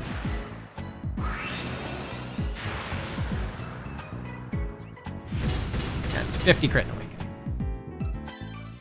Compared to FE7, where it has 25% crit, and it has 14 weight. Ah, man, I hate that weapon so much. It shouldn't exist.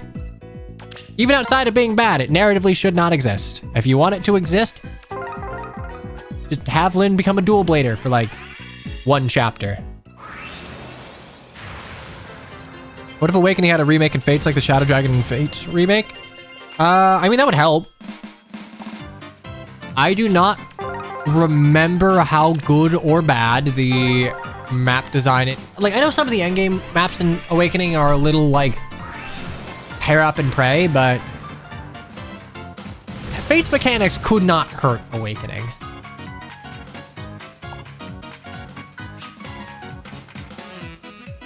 Yeah, Great Club for Fates has 55 crit. Yeah, no, and the Gungnir, the unused Gungnir from Thracia has like 1 billion crit, I want to say.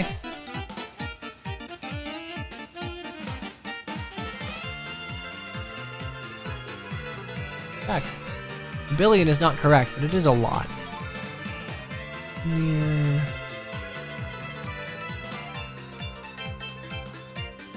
Yeah.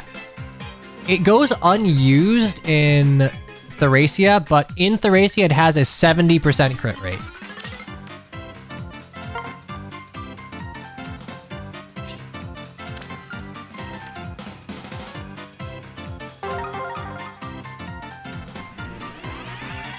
Does the Uber Spear have crit? I don't think so. No more than the normal spear. The Uber Spear is just a normal spear that gives stat bonuses. I love how Vida has the Uber Spear in Fae. I think, like, in a game that is constantly shitting out, like, adjective weapon, Vida's just like, yeah, I brought a spear. And it's really good. It's soulful. It's not like Draco Quintessence Spear, it's just spear. I would have accepted Uber Spear, though. If a localizer's named it Uber Spear, I think I would be very pandered to. I'd appreciate it. I mean, I was expecting Quintessence Spear, personally, but just calling it Spear, very soulful. Another Casper is hit barracks, yep.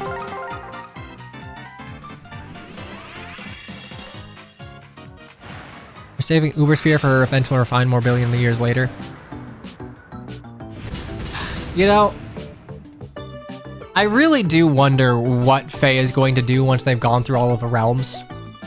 Like, my crackpot theory is like, you know what?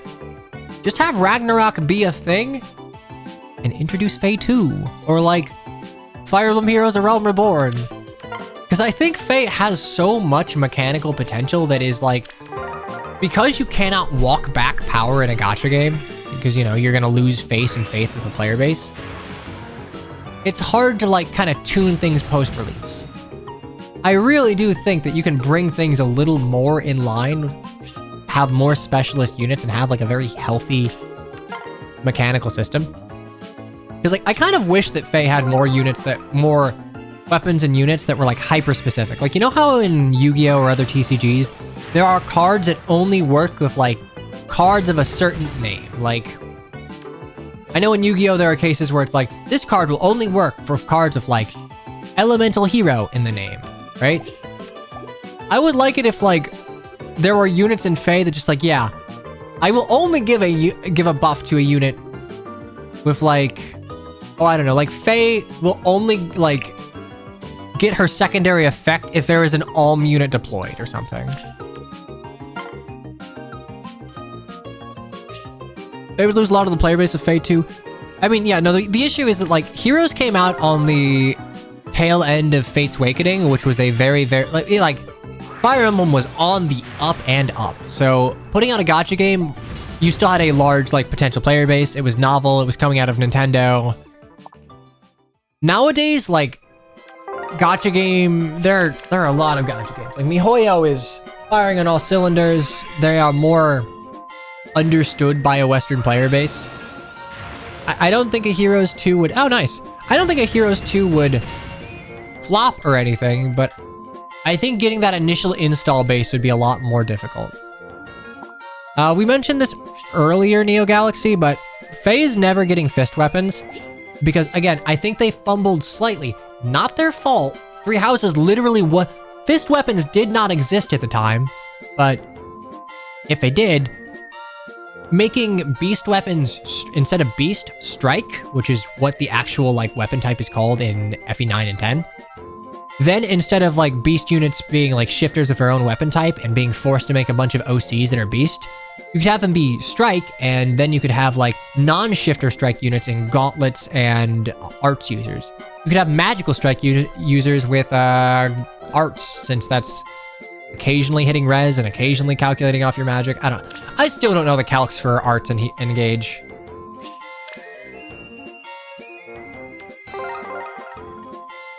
I mean, there's colorless, but, like, for colorless you have colorless bows, which aren't all bows, colorless daggers, colorless dragons, colorless tomes, staves, colorless beasts. Like, colorless being its a unique thing that sidesteps the standard weapon triangle has not been a thing for a while.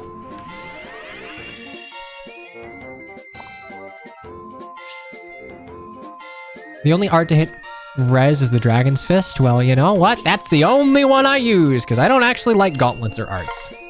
I think fist weapons, arts, however you want to call them here, I think they step too much on the toes of what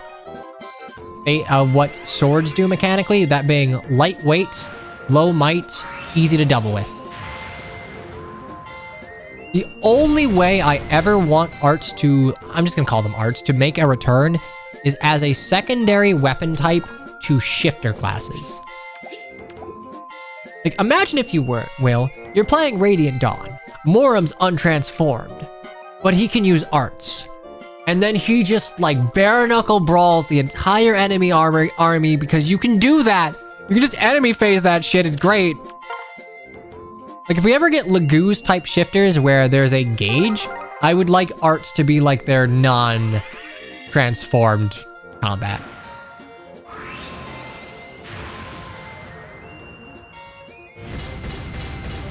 The last non-cav green bow was Duo Dagger. I mean, hey, green bows, they were invented by Legendary Lin. They were bad. Fun fact, Legendary Lin basically has a similar stat spread to Emblem Lin, but, like, you know, considerably worse. A similar defensive profile to Emblem Lin, but was meant to be an enemy phase only unit. Like, it's hard to remember now that her refined has completely changed how her skill and weapon work, but, like, previously, Laws of Sakai was enemy phase only. It was an omni boost on enemy phase if you had had units around you. Speaking of Lin, wife.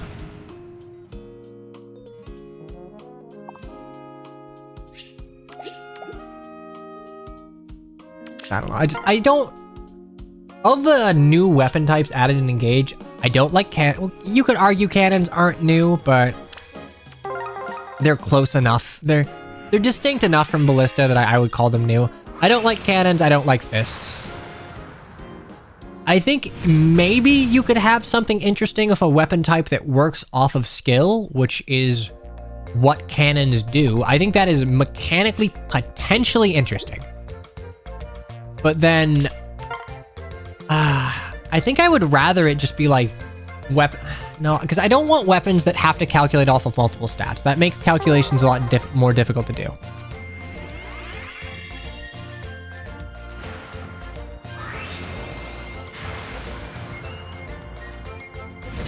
The animation for arcs is great in Engage. Engage made me realize that I don't actually want 2D Fire Emblem. Like, for the longest time, I'm like, please, HD 2D Fire Emblem. And then I realized, wait a second, for like the last 10 years, Fire Emblem has been getting better and better at 3D animation. And now they're like actually fucking goated at it. They're like, some of their conversation animation can be a little stiff, but I think that's less the animator's problem and more, hey, we made this woman with like the world's most impractical design. Have her move and locomote without clipping within herself. And you can't, so... Yeah, that's 4 hounds. Yeah, I love it. Engage is very fluid in that like dodges can go straight into attacks if you have a higher, I forget if it's weapon rank or level, but like your dodging animation will change from like, let's say you're kind of like, you're low level shitty with swords and you dodge an arrow, you'll just like, you know, step out of the way.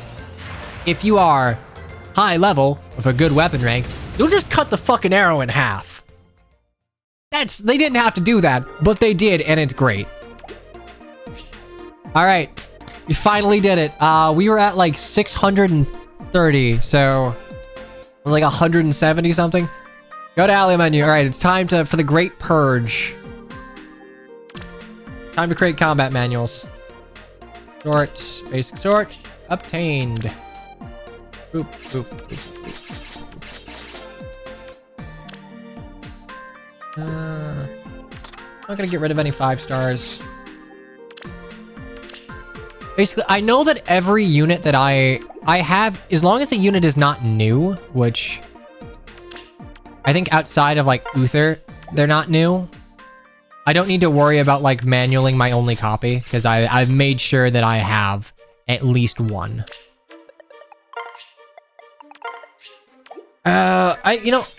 I always thought that maybe the only send home 10 at a time thing was a safety thing for like, oh no, someone like ruined my account. But like, we know that the way that FEH tracks a user's, units is through a database. Cause like someone was able to, very recently on the subreddit, was able to be like, hey, I'm pretty sure I had like a unit. What happened to them? And they're just like, yeah, you foddered this unit back in 2022 to like so-and-so unit.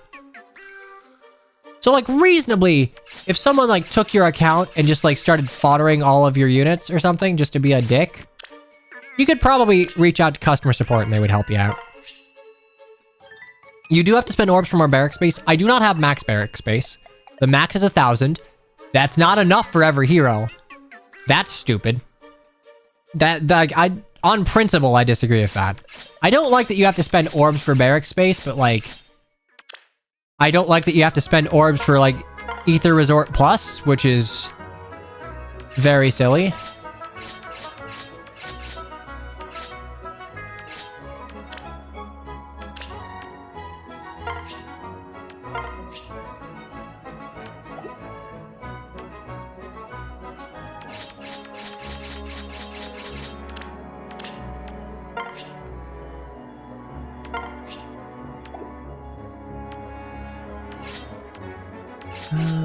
Don't fodder Uther, don't fodder Oswin.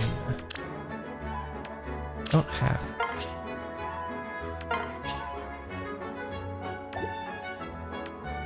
Honestly, I would appreciate if feathers meant something, but the problem is like demotes don't mean anything because the power is located in the preferred weapon, so There's only so much you can do. I'm pretty sure I have a Rajat already, but I'll hang on to her. And like realistically, if I accidentally manualed one of my Lins, it's fine. I hearted the first one I got. I think. I hearted one that has plus speed, so like if I fat finger, it's not the end of the world.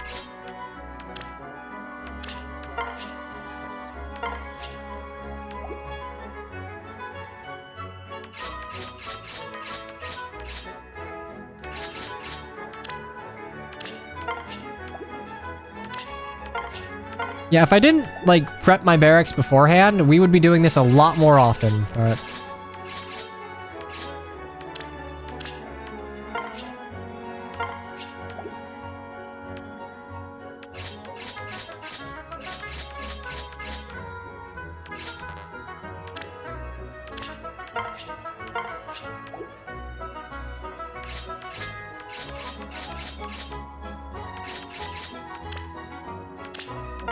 Buddy, you okay? Oh. Dog's just snoozing. I think I had Kyle already. Alright, and there you have it. Wait, didn't I? Did I not heart this? No, that...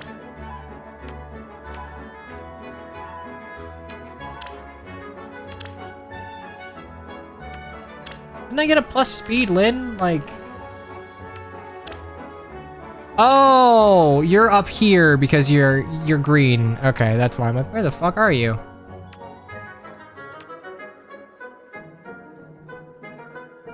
Yeah, okay. Auto heart is a thing, but eventually, like, 5 stars stop being super duper useful. I'm actually gonna keep this Merlinus. That's plus HP, baby. That's a plus HP Merlinus. Okay, we're good. Yeah, no, I use green as like these are optimal, so. Yeah, the first one was, should be up here. Yeah, there we go.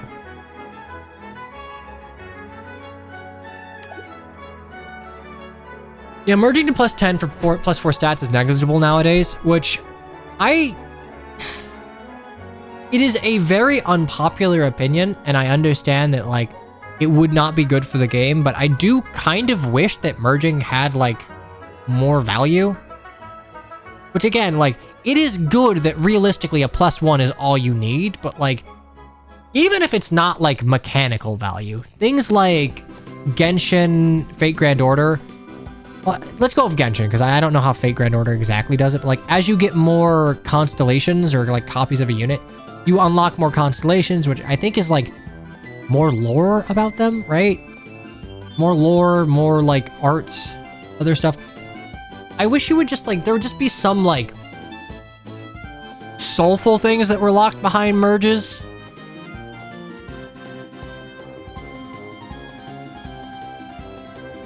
It's buffs to a unit. Am I thinking of, like, honkers?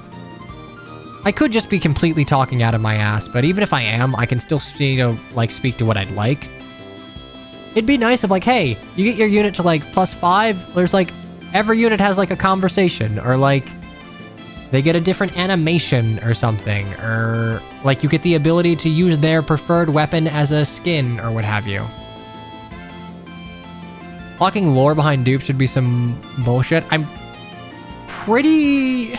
I don't know, maybe lore is not the right way to do it, but, like, something that is not necessarily mechanical power, because I think having to get a bunch of merges to compete mechanically isn't a good thing.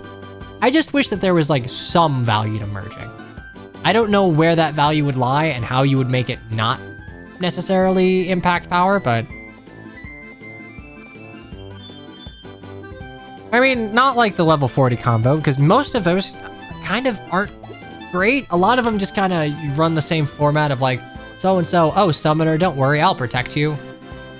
There always some, like, there's some play on, like, oh, Avatar Kun, don't worry, I will be by your side, something, something. Not all of them, a lot of them, though. And I think that's, like, that appeals to some people, and it works for some unit types, but like I think it kind of. I don't think that it's necessarily what what I want out of a unit I'm merging to +10. Uberwares tend to will. I mean, so Cuneo, the way FEH works is that you still need merges for scoring. Even if Omni plus, like an Omni boost to your stats isn't that powerful, you will be able to like mechanically perform at +1, but the scoring, which determines your rank in things like Arena, is determined by the BST, which is like basically the total stats you have, which is like contingent on how recently you were released and like what unit type you are for the most part. Plus like merges to bonus merges. It's also helpful for like certain modes like Ether Raids. So like merges matter on certain units. On Mythics, on Legendaries, merges are great. Unless you're a Legendary with your preferred weapon, preferred skill in your A, where you can't use any of the dual skills, or you're a Legendary unit that doesn't have good BST.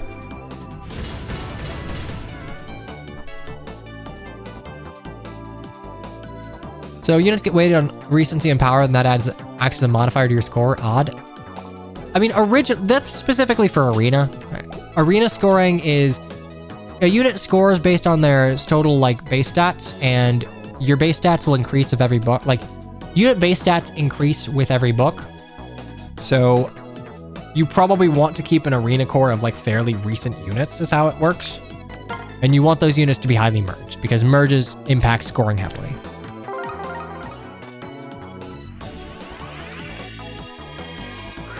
Oh hey, it's Tana. Not Tana, but Tana. Honestly, I kind of like how Kaboon just like randomly gave some units a bit of a tan. Like you can see Tana's sprite is very like pale and it's consistent with how she's depicted in FE8, but like just from the perspective of like a little bit of visual variety, this isn't even like a... I know some people like variations in like complexion for sake of representation, which is valid in certain respects. Yay, hey Thrun. I say valid in certain respects. Like, it's good, but like even on like a base level, it just gives more visual variety. Weirdly, I think Pokemon Conquest does it very well. Like they're all some flavor of like, yes, you are vaguely pasty, but they're using different warmths. Some of them are warm tone, cool tones, slightly more tan than others. Why do people hate Kaboon so much other than the AI bullshit with Spring Carla? Which was just people Google auto-translating a tweet out of context and thinking that like, oh, you must use AI. No. The tweet that people took out of context was him just like kind of bemoaning like shit. Like AI stuff is getting so good and so fast that like, I like, it's gonna be hard to compete. Like shit, do I have to use AI? And it's like, it was basically a self-reflecting like shit, like the state of illustration is kind of rough right now. And people just were looking an excuse to kind of jump down his throats because he draws kind of like smutty women. As is the case of a lot of Fire Emblem artists, like arrow art is indeed something that they have done. Do you like Shadow Dragon? Masamune Shiro? Great. Well, I hope you like oiled up women in latex because that's a good chunk of their illustration library.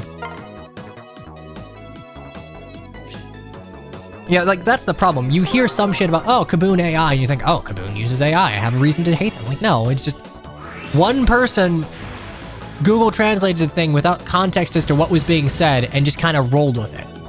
And because, you know, it's, like, in vogue to, like, ah, yes, the man who gives, like, women... Honestly, like, not even the biggest buff to their breast size. Like, there are worse artists in that regard, but, like... It's easy to get on him for that. So it was kind of confirmation bias, like, oh yes, now I have a reason to dislike him. Like, I don't know. I like how Kaboon tends to render his characters. He's very good at like illustrating dimensionality. So his characters don't look like flat illustrations. Like the way he renders flesh, they feel like three-dimensional characters. And for the most part, he's pretty good about like, again, keeping the dignity and damage art. They're not like having a Hagao face when they're getting hit. Like they're usually grimacing in pain or like angrily trying to get back into it. Like I appreciate that. Like, I like Kaboon. I don't like all of his art, but like, I like some of his art. And I like how he renders Flash Walk. I do kind of wish that like he didn't vacuum seal the breasts of most of the units that he draws, but you know what? We can't have everything. Oh yeah, right. After Summer Byleth came out, he like posted like milk truck have arrived, because I mean Byleth is like what, the third most stacked unit, and I think like third most stacked in 3 houses, third or fourth behind Manuela Rhea and like Hilda or something. Like that's not even like, this isn't a case of drawing Lucina as like a D cup. It's like, okay, that's like fairly consistent with the character design, but I guess I can understand if people are attached to a unit and would not want them to be depicted in a way that like maybe isn't consistent with their original design or original appeal. Like shit, I'm the same way. I don't like that the Lin figure's like just like for no reason weirdly nipply, but it is what it is.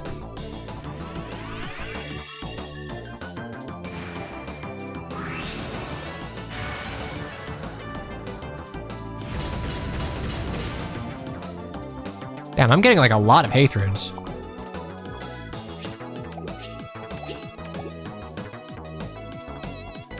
Yeah, I don't know why Hortensia is suddenly kind of buxom. Like, it's not even like particularly cheesecakey in presentation. It's like pretty standard, okay, a woman with a low cut top, but it's just like, huh, that's weirdly out of step with what I would imagine like the design appeal of Hortensia even is. Yeah, I might get Haith rune before Lin, or I might just not get Lin.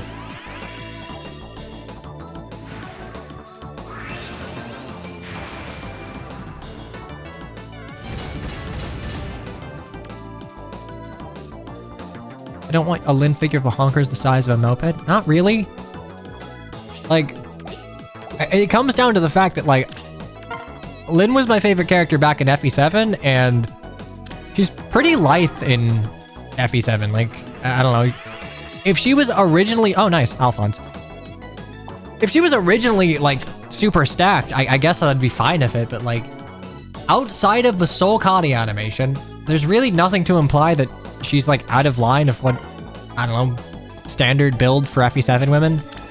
The only women that are outside of like a pretty standard bust build are like, what, Sonya, Ursula, Layla, and I mean, Limstella doesn't really count given that they're kind of a genderless morph, but Femme presenting, Limstella and the other way, and Vida, right? Other than that, everyone else is like pretty consistent build-wise. Okay, so I'm gonna put this to bed, Huang Long. So there is, people like to say that like, oh, actually, the jiggle animation was added in the English release of FE7 because, you know, horny localizers. No, what it is that the Soul Kali animation that plays in the English version of FE7 was incorrectly tied to Lin using the Durandal, because it is likely the case that she was originally going to be able to use the Durandal. We know this, the story implies that either her or Elowood could use it. She has a beta animation for the weapon. So the Soul Kali animation is tied to the idea of a weapon Durandal. They fixed that in the localization. They tied it to the Soul Kali weapon. That's all it is. It wasn't added. It exists in the JP version of FE7. You just can't see it. Yeah. Okay, look, Eltrig, no one's surprised that you know the technical back end of a Fire Emblem game, but like, it's a fun fact I know.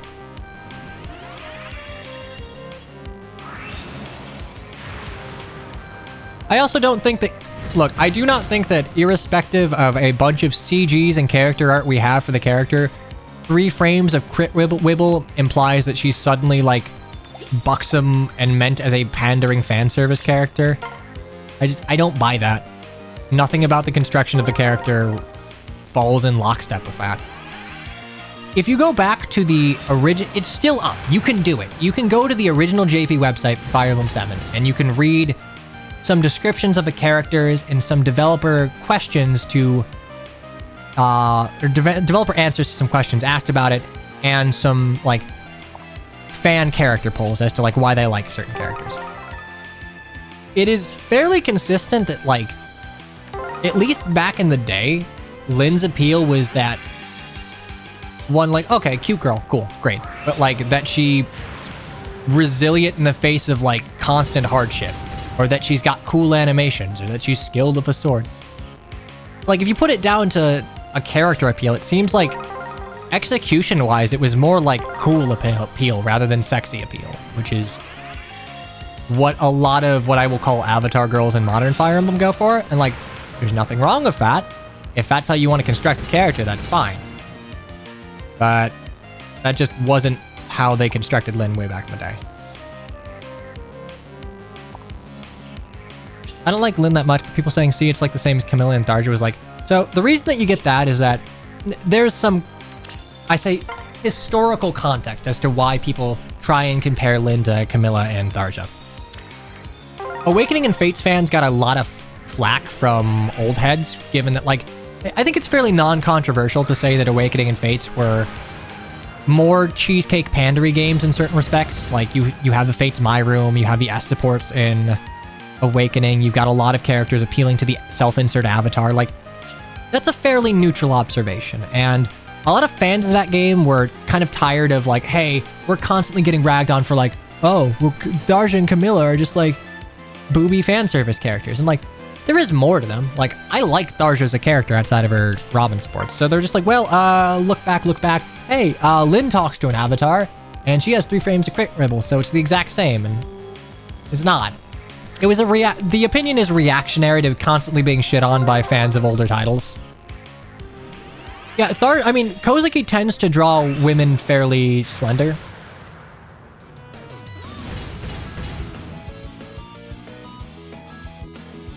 But at the same time, that's also kind of inconsistent with some of the writing in not Heroes either. Awakening.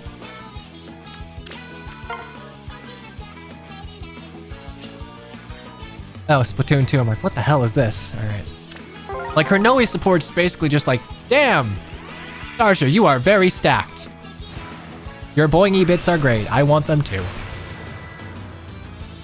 Is that the Harvest Scramble? I forget if that's their support or their Harvest Scramble conversation, but like, I don't know, the concept of Tharja being well endowed is like, yeah, okay, that's consistent, whatever. And I don't like that we've had this conversation for like 20 minutes, but people seem to care a lot. Okay, Harvest Scramble.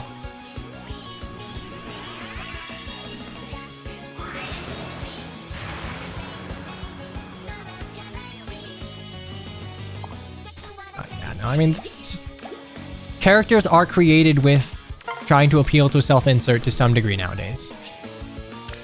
I think it's consistently the case that one plot important or otherwise appealing woman kind of just gets thrown into the avatar girl slot, and a non-negligible amount of their characterization is around appealing to the avatar. And like, I get why they do it.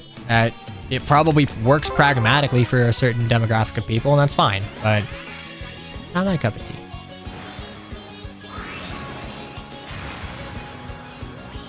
Hey, new Lynn. The question becomes, was that always the intention, or was the conversation added to the DLC because Tharja already become a fan favorite at that point? I don't know.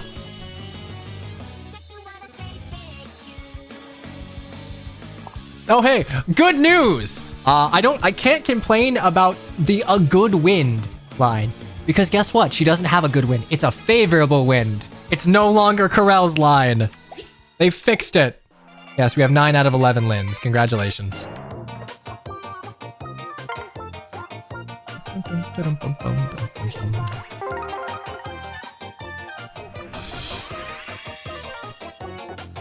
You know, I think the reason that like the concept of like presentation of characters' bust size is on my mind, because like there was very recently someone who posted in the subreddit of like, hey, I commissioned a picture of Lucina, and like by all rights it's a very well illustrated picture, but like Lucina's not even like super stacked in that picture. She just has like a noticeable chest, and the comments are just like, that's not Lucina, that's not Lucina, how dare you, Coomer.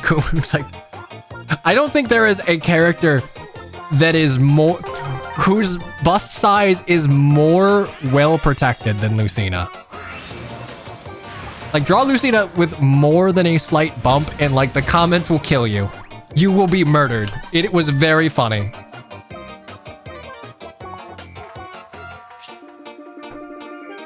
The bust police. The bust police will get ya.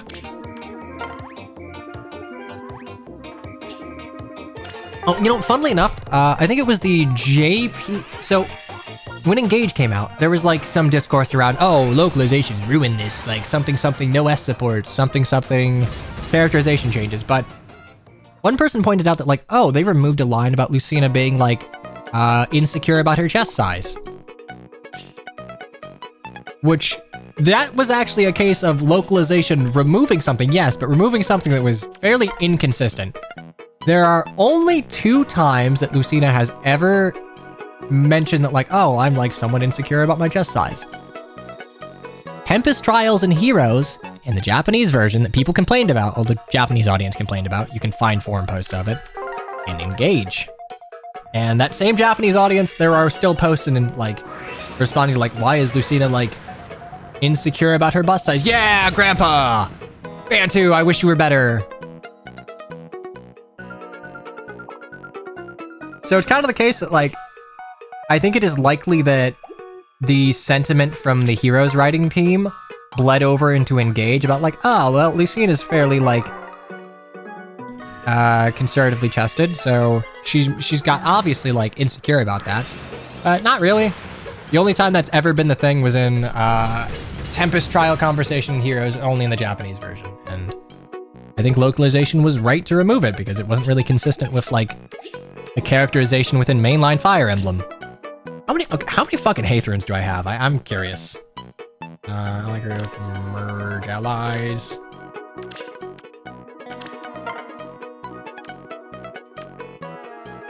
All right, I have 9 Haith runes. Honestly, Alphonse is the one I don't have a lot of, which that's kind of a bummer. I would have actually preferred to get an Alphonse as my secondary. FE7 Bantu is probably the worst unit in the series. I mean, you could argue, yeah. FE12 Bantu on higher difficulties is probably the closest a unit ever comes to being actually unusable, excuse me.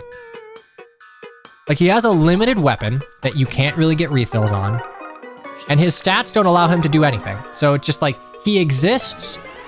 If he ever sees combat, he'll die, but like, he's an old fucking man. And he's not like an old man of a magnificent beard and a silver lance, all right? He's just an old man in a robe. Just let him sit on the bench. He raised his granddaughter. He doesn't have to fight. Mostly because he would explode. Well, look, Arcanea unit balance is, it sure is something. Did I say FE7 Bantu? Oh, I'm sorry. FE12 Bantu. You have to understand, my defaults will always go back to Aleve. Yes, FE7 Bantu's so bad he doesn't even exist. He's so unusable because he's not in the game. Thanks, ChatGPT. Yeah, sorry. My brain is actually just a fork off of ChatGPT.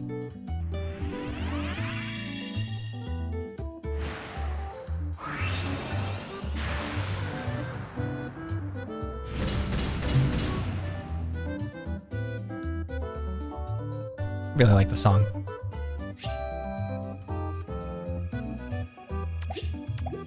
When are they going to use ChatGPT to modify human brains? Wasn't Muskrat like trying to have brain implants recently?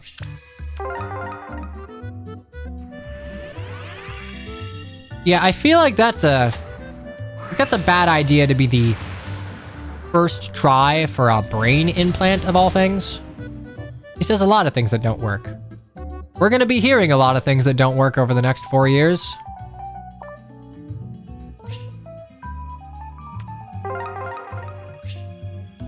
Oh shit, you know, I didn't realize, but the Pursual Axe kind of looks like the Wolfbale a little bit. Like a Wolfbale halberd. That's neat.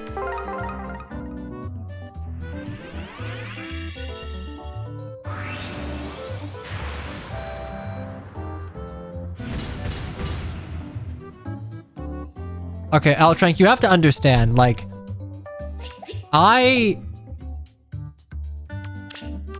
it's not a guarantee. I want to make that very clear. I have been playing heroes since day one. I have done 8% banners before. You can't. I still do not think this is a sure thing. I could very reasonably go 1,400 orbs and not see another Lin. They're bait banners, they're bait percents. That's where it comes from.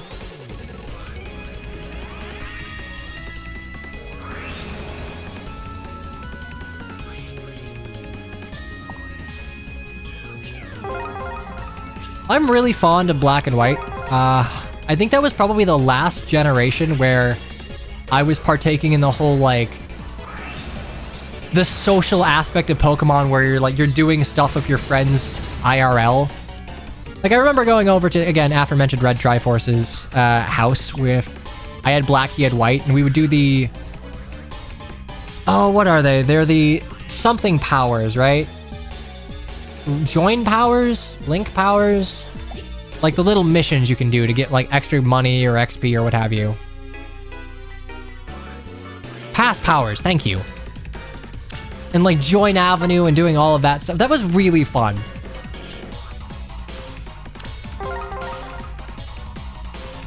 Good times. Good times. And like they had the little eye. You didn't even have to use the DS's like wireless capabilities. It was just like the IR thing on the cart. So you would just like aim it at the other cart and it just instantly would work. Guessing the remakes will undercook those features. I would like to think that after the poor reception to a lot of the recent mainline Pokemon games, especially BDSP, I'd like to think that maybe they'll cook a little better for Unova.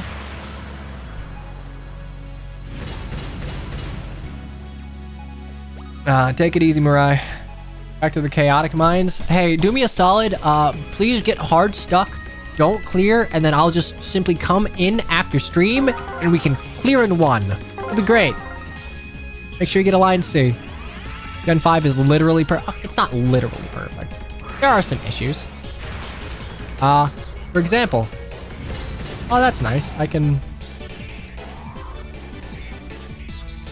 Gosh, I can view your message on my phone and it doesn't appear because I'm only streaming one application. The Discord method is actually better than the Chromecast way in that regard.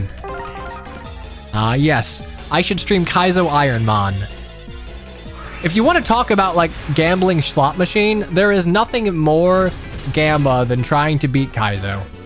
You're pulling the slot machine and hoping you get the one winner Pokemon. Granted, you have to execute well, but it's like, to borrow a TCG term, you just kind of get bricked on launch. I didn't want to send that in chat. Well, too bad. I told him anyway. More than oh, you mean it's more in the line like it's perfect that remakes aren't necessary? I don't really know what you would add, because like Black and White got sequels, so a lot of her story content was kind of finished up on. Like, I don't know what you would really focus on for a remake expansion. Like, Horace added the Delta episode and some extra stuff with Wally. What would you do with Unova? Your addictive personality explained. Don't get me wrong, I enjoy watching Kaizo Ironmon. It is fun. It is the same reason that I understand gacha streams to do as well as they do, but... Oh boy, that would... One must imagine Sisyphus happy. That is what I will say about Kaizo Ironmon. It is a great thing to stream because you'll always have, like, content. But it is basically just rolling the dice. Oh, right, the original... Oh, fuck, I completely forgot that, like, Kyurem is a thing that exists in the original... Well... Wouldn't they do that in a Pokemon's Legends like Kyurem or something? Because like the original dragon was way back. I guess you could just go back in time.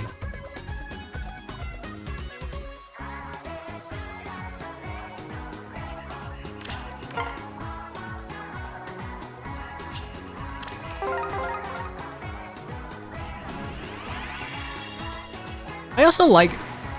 Okay, I know everyone loves, like, the meme Rosa with, like, the double buns thing.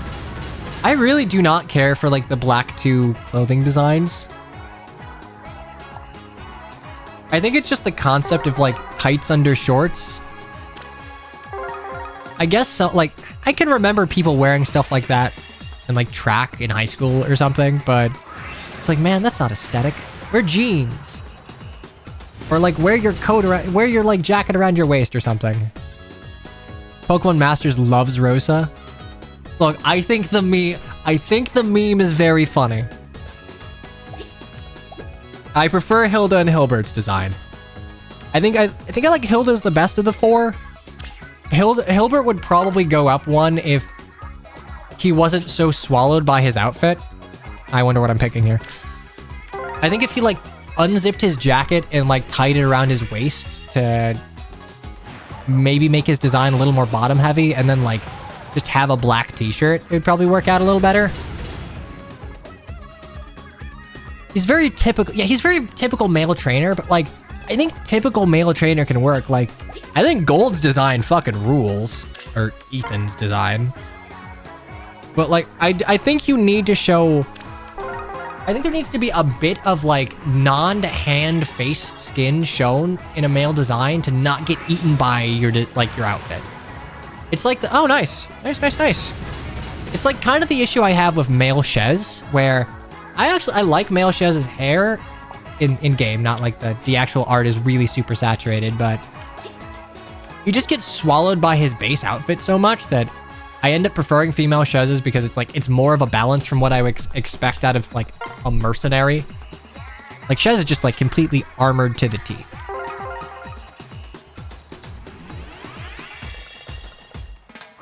Yeah, I would have expected, like... I kind of would have expected Legendary Lyn to be a red bow instead of a green bow back in the day, where it's like, okay, it's like a combination of you're using a bow, but you still, like, have your sword on you. However, in the subtle dest of things, green bows are based because that's a Fates reference, baby. Ooh, green bows. My brain likey.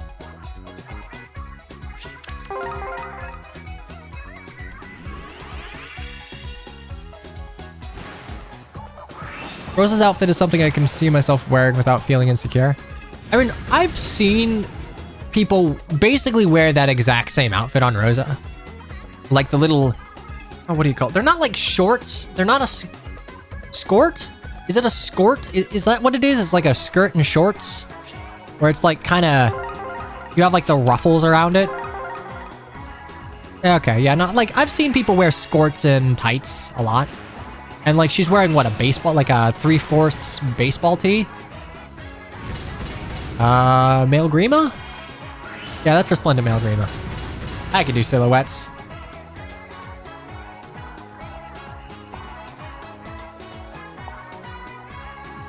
I like... I'll be honest, if Hilda weren't wearing, like, cutoff shorts, like, just replace that with jeans and, like, I could see myself wearing that. That is just, that's a comfy outfit.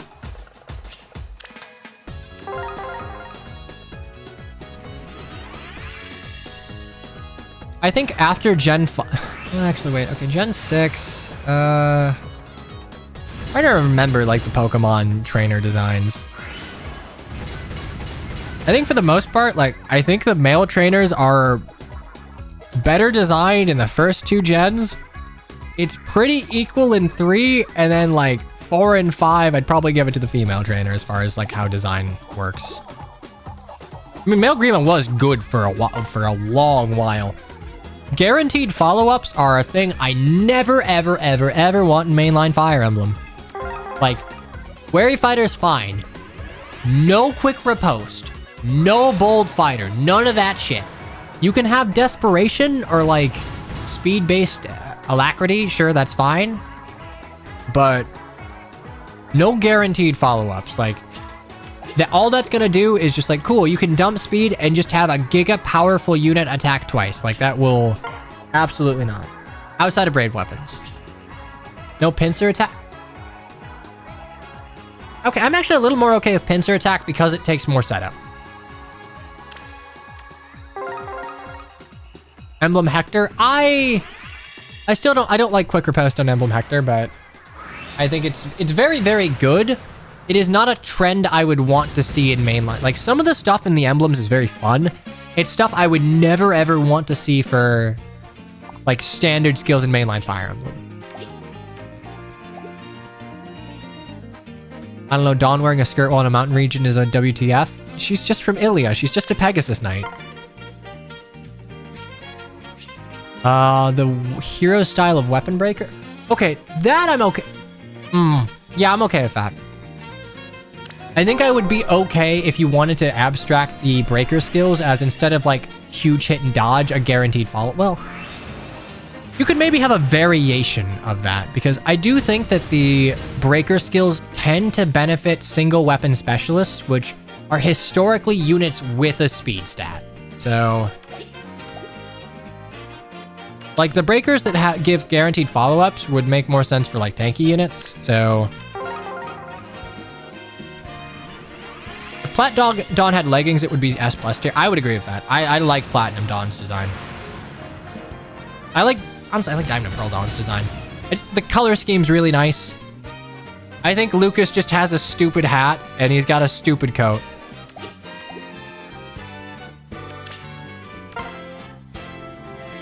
Like, as far as male traders go, like, we peaked early.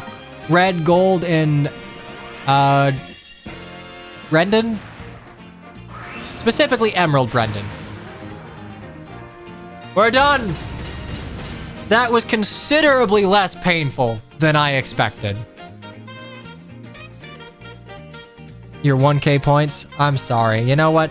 As an apology for your loss, I will change the lights just for you. You can have Christmas lights. Oh, ho, ho. You can't even see the red part of the Christmas lights because it's out of frame. Hang on, I can make Christmas lights work for you. There we go. Merry Christmas. Green because Lynn. All right, it's not bad. That was 1,000 orbs. That was 1,086 orbs. That's not bad.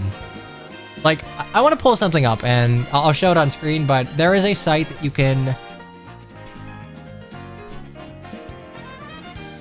can see what the average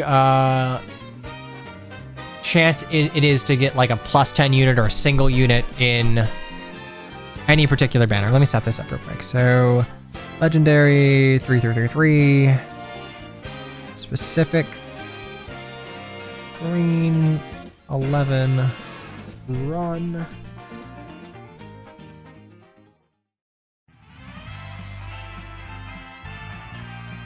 I don't want vocals playing. There we go. Yeah, how many Haythrun? That's the actual question.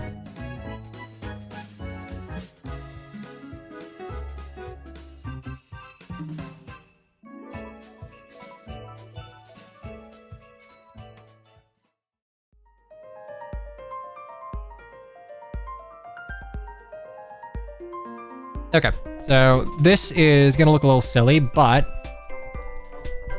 you can see for a specific green 5-star focus unit, getting 11 of them with focus charges. This is your percent. I got very lucky. Chat has just died. Hello, dead chat. Not for you, just on screen.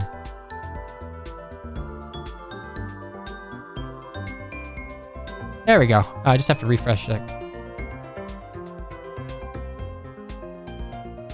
Okay, well, chats, that's fine. I will simply look elsewhere for... There we go. There you go. Chat's on screen. You can see my chat relay.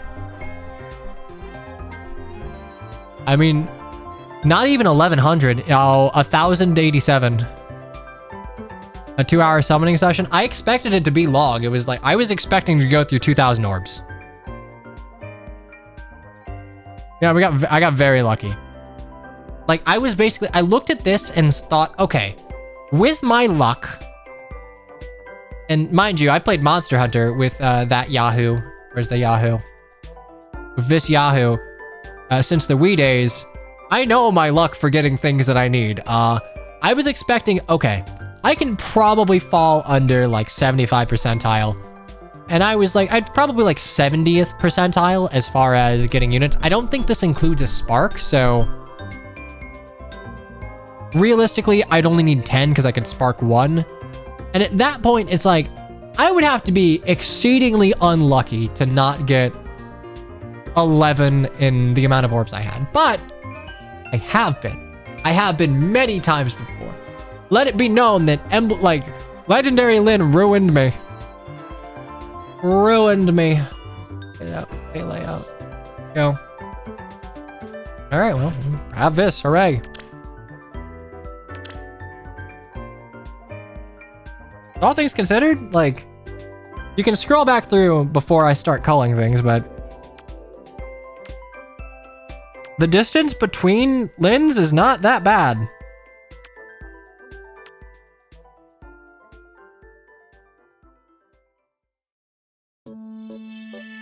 Hyenas plus luck boon. No. Listen, I've been playing this game for a long time. I know what I get. Where's my Inigo? See these two right here? This is what I got on the Legendary Lyn banner. Plus 10 Inigo. Like a plus 9 Halloween Henry. I think on the original Bridal Lyn banner. Oh, hey, look. A plus 10 Bridelia. And another one. And another one. I keep these here to remind me, yeah, it could be worse. Your luck could be worse. Since you pulled so many of the Cowherd Lady, according to Norse lore, Hathrin's mead comes from her udders. Yeah, so, Josh, I don't know how to tell you this, but, this game understands that it comes from her udders. That is the reason that she is, stacked to the 9s. Like, she has no story relevance. It's just, hey, hi, I drink my nectar, my breasts are large. Which, to be fair, I think, what was this, book 7?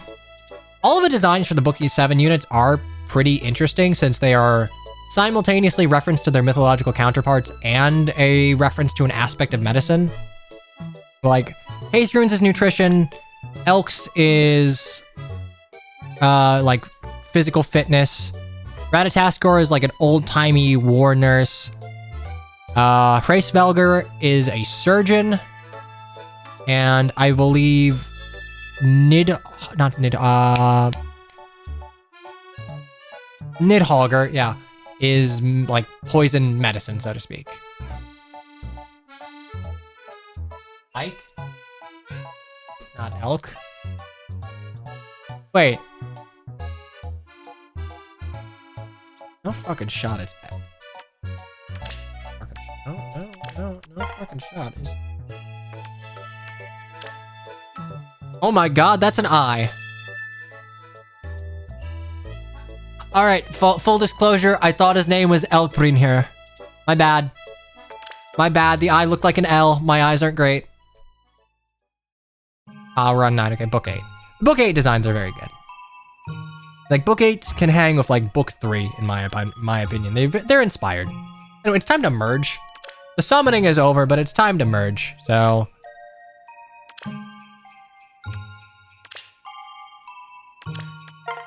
Emblem Lyn comes with Speed Taker. Speed Taker is not that great of a skill. It's great talent for speed, but the problem is, like, compared to great talent for defense and res, stacking speed in a game where you're only ever having to take out at maximum 6 other units, or I guess 7, doesn't really do you that much. Like, the percent of speed damage is nice, but for the most part, unless you're self-refreshing, Speed Taker's not going to do that much, and it's not going to increase your damage too much compared to great talent, defense, and res, which, like, eventually you just become unkillable. Tempo for flying units can be cool. Oh, yeah. The one thing I do like is Emblem Lyn, normally the way they go about it, they have a neutral, they have an attack, and their special art is just their attacking art with more, like, pizzazz, but Eswal actually went the route of the special art is a separate pose, which it's a separate pose I like more, mind you. You don't have a goofy face, but I like this a little more. And then it's like the Kozuki route of like, okay, the damaged art is just a play off of the attacking art, which is what Alphonse did too. I mean, Kozuki does it for his, and Brave Alphonse is like, that's Kozuki's baby. I'll do the same thing he does. Anyway, time to merge. Holy shit, you get a lot of SP now. Right, that was in the update. Okay, well.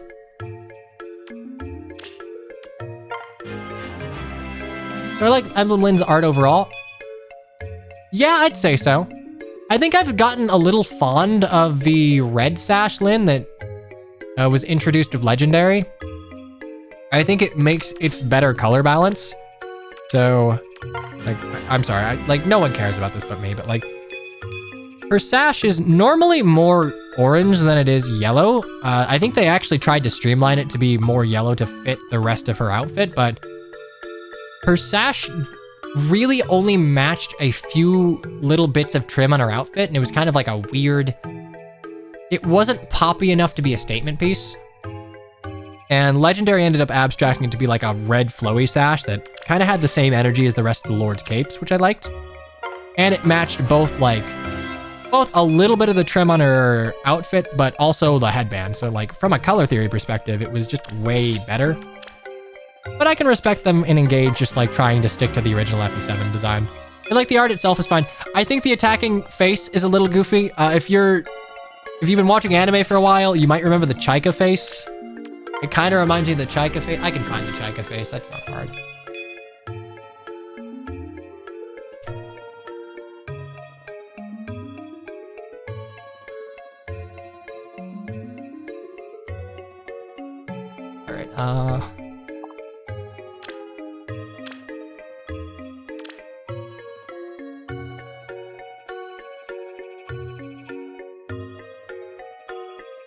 There we go, it's the Chaika face.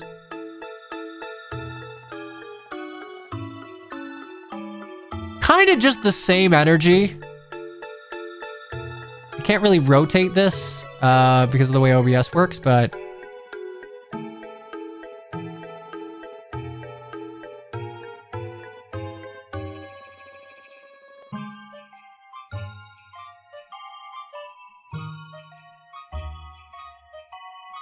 yeah, I don't like that, but like, it's fine. Don't like that. That looks more cursed. But nah, it's fine.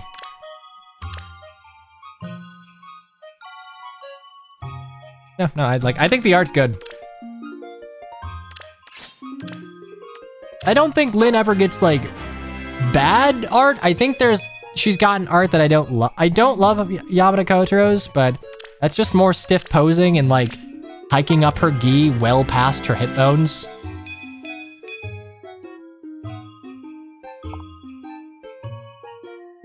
It's a dead horse in Heroes, but her chest looks a bit amped up. Basically, I'll look at what Wada Sachiko did, and I'll take that as gospel. She has a figure design, so you can just like, I'll just auto-learn all this real quick, so I'm not wasting SP. Compared to other mainline adaptations, I mean, honestly, like, in this, it's fine, I guess. It's a little more pronounced, but like, she doesn't have the vacuum sealed tomatoes thing going on. I think it's just like FE7, everyone is drawn very svelte and leggy, kind of like Clamp style. So everyone kind of looks more petite by default, just by virtue of how these characters are illustrated.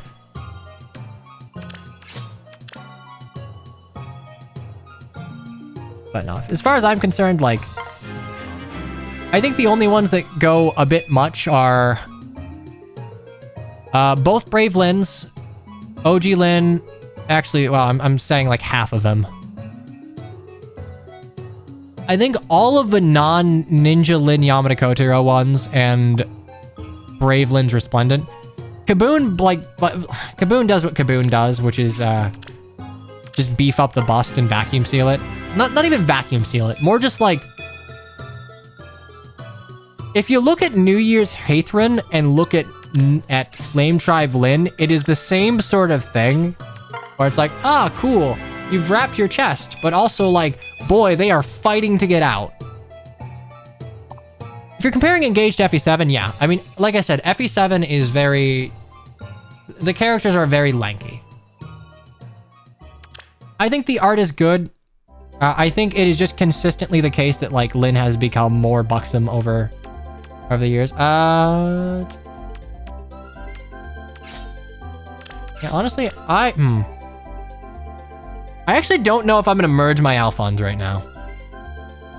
Because like Breath of Life and Reopening fodder is very good. Might not do that.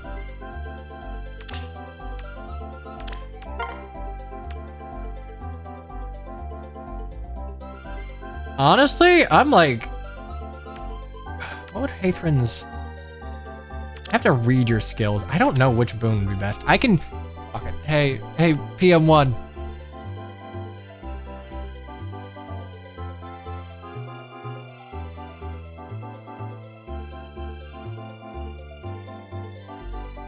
Oh god, I edited this like 9 months ago, 5 months ago. Okay, it's a res check. I thought as much. I have all Lyns at +10. Yes, I do. Got Brave Lyn. Most of them are kitted out. Kind of at a loss to... Legendary needs a better C skill, but like, there's not really much I would want to give her now. Here you go.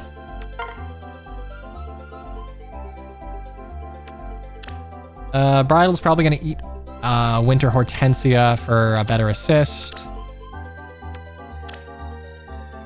Weirdly, like, I think Love Abound's Lyn is the only Lyn that is nigh unusable. Because, like, the role of a Far Savior is such a huge stat check that if you can't hack it, you can't really work. Because, like, the only thing like ranged armors are good for now is, like, enemy phasing, and this is a very... She's very well balanced. Like 37 defense, 44 res on a unit that has to play defense is rough, even with Savvy Fighter. Who drew Resplendent Brave Lyn? It is Kakage. I like it for the most part, but I'll be honest, like the posing on this kind of sucks. You lose any of a line of action just like jutting out like that. Obviously, it was done for, like, haha fan service cheesecake reasons, but... Like, I like the design. I think the redesign is really good. You just lose any of the power of opposing there.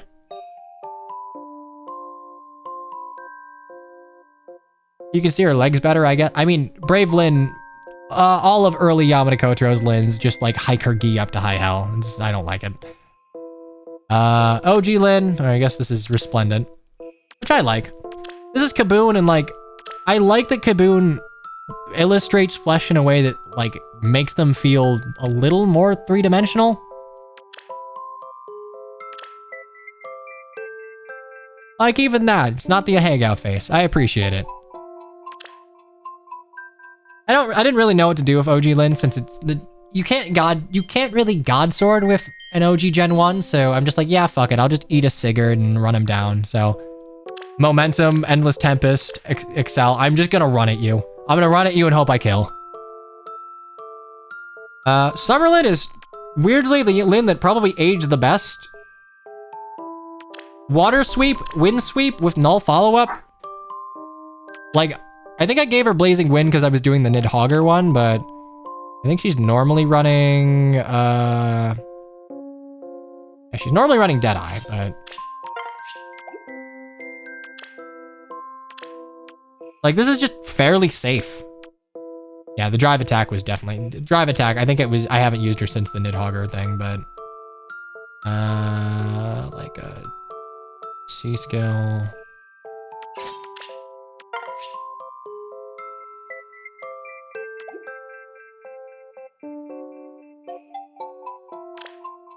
And Ninjalin.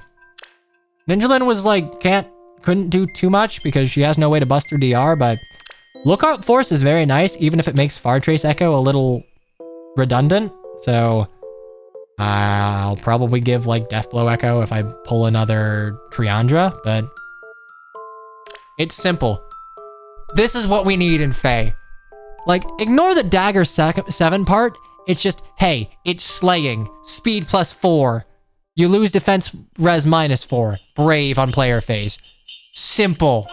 It's simple. If you can't fit your weapon description in a tweet, it is invalid and I don't respect it. Oh, right, and we have Flame Drive.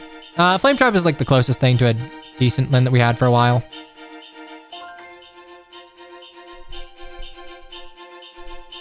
I would switch out Water Sweep. I mean, I can switch out Water Sweep for something that does more damage. It's the reliability. It is genuinely just a... Lin will not survive. I can swap it out for, like, Assassin Strike for a little extra damage, but... Wind Sweep, Water Sweep is just... It's consistent. It is consistent damage, and I appreciate it. Anyway, as far as you are concerned, so Lin actually does not have a very optimal... Like, I don't think you would want either Speed Taker or Panic Spoke right now. Like, technically speaking, none of these 3 skills would be optimal. I don't have her optimal A skill. Her optimal A skill would be Sly Swift Sparrow from Ninja Tharja. It's been a while since we got Sly Swift Sparrow, so we'll probably get another one in a mainline banner, but she doesn't have guaranteed follow-up. She doesn't have null follow-up. So what you'd want to do to try and keep her from exploding to DC or CC units, which, by the way, close counter units can counter her at, like, 6 range. So what about Mark? I'll look at Duo Mark in a second, but you would want Sly Swift Sparrow, which would open you up to... It would open up your C skill to be whatever. Sly Swift Sparrow, Wind Sweep, and then you have an open CC slot. So if you don't have Sly Swift Sparrow, you could do... Finish is fine. I would even say that, like, one of the impact skills wouldn't be the worst thing in the world, or, like... Swift... Whichever one gives, like, 30% mitigation just to try and help live. Because, like, ultimately speaking, Finish is... Let's assume you attack 3 times, because you can of Lady's Bow, because, yeah, by the way, it's a lot of text. I don't like it. It's a UI nightmare, but you attack of Lady's Bow 3 times, you're getting 15 extra points of damage off of Finish. So, that's nice. But, like, you can get better things off it. Sly Swift would be better. But without that, I'm gonna give Odd Speed Wave so I can get null follow-up. It's annoying because, technically speaking, I don't actually get any benefit out of the extra speed, like the visible speed, since that's in the weapon. But, as per usual, Felicia never fails me. I have an extra Ice Tribe Felicia, which I'm going to give to her. So, Odd Speed Wave 4 is basically, it's like Legendary Lin's shitty Wind Sweep, where if you outspeed your foe by 5, you get player phase null follow-up. So, it's handy. Basically, you can get null follow-up here because you don't have it. And then you can run Wind Sweep, and with Wind Sweep null follow-up, assuming that they don't have... You're not attacking a Tome, they don't have null C Disrupt, and you outspeed them, you can attack without getting bopped in return, which is pretty good.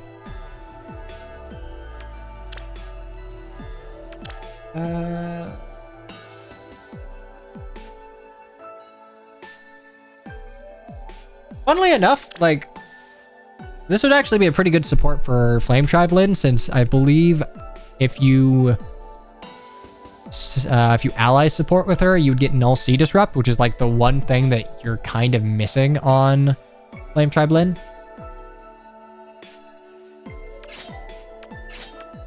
Double checking. I have 2 of these. This is plus speed. Okay, so that's the one I want to get rid of. Yeah, I recognize that this would be a useful skill to have down the line, so I pulled on the Ice Tribe banner. So we'll do that. Hit on Speed Wave. I do not have a legendary male Corrin. I know what you're talking about. It is very funny to just see disgusting text, but I don't have it. And Wind Sweep. So hello, Alm. Are you ready to die? Because I don't have...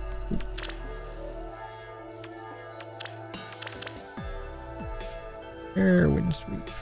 Oh, just right up there.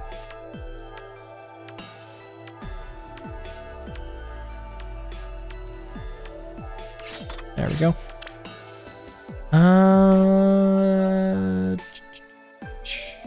I think I'll just upgrade probably a Zephyr. I'm never gonna Holy Grove. Unlock potential. I think Zephyr's a mage flyer. Here we go.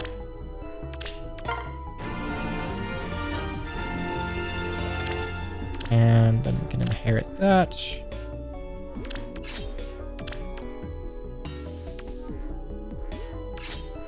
I won't always use Wind Sweep. Like there will be cases where you just don't need it, but it'd be handy. Also, you wanted to see Duo Mark. Yeah, realistically, I was using them as a support bot for the longest time, and now I'm just spamming Blazing Wind, which I don't understand how you have Ellawood, Hector, and Lyn, users of like the flaming sword, Thunder Axe, and like, you know, Lady of the Wind. How do you not have Blazing Thunder, Blazing Flame, and Blazing Wind on all 3 of those units? How did you just not make a unit for each that does that? It is missed potential. Speed Taker's true damage will probably be useful for the most part, but I want to have the ability to use Wind Sweep. As far as the C skill is concerned, I think I'm almost exclusively going to stay with Odd Speed Wave. Even though the like visible +6 speed goes to waste, you still get +5, so it's not awful. And yeah, it's what attack red. Like I have slime. What is it? A slime error. So the Swift Sparrow version of this is what you'd want on Lyn, but I don't have it. Flared Sparrow is okay. Let me check here. Flared Sparrow would be useful if you just want to set Divine Vein from a distance.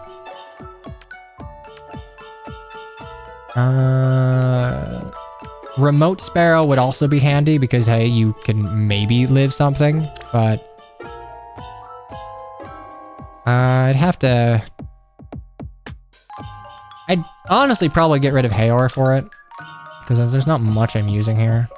Actually, that's magic, no follow-up. I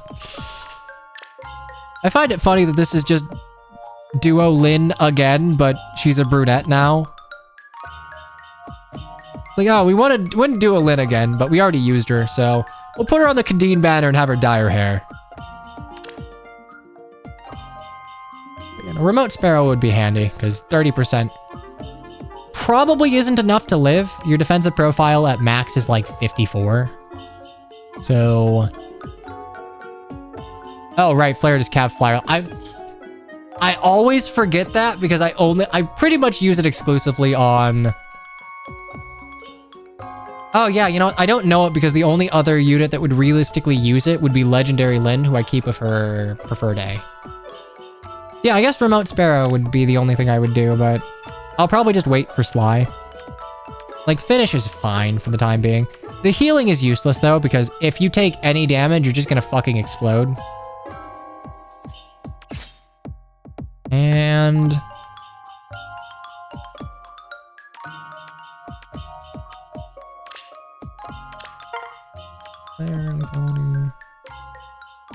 Do I just have an extra Deadeye?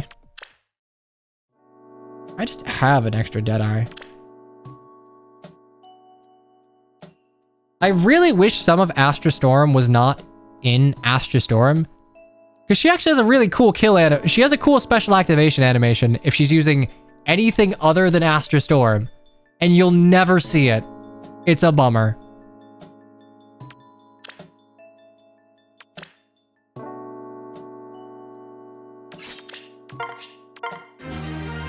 Remote is trash.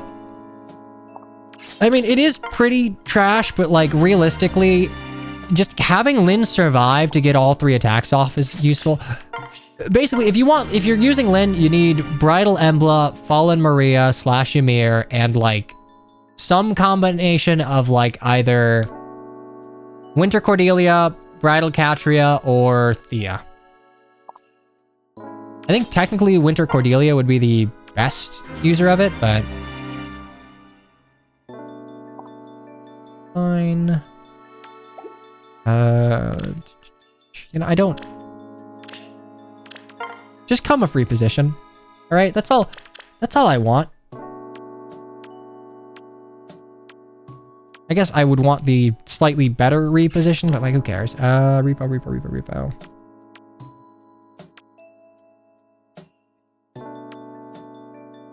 Thank you, Silas.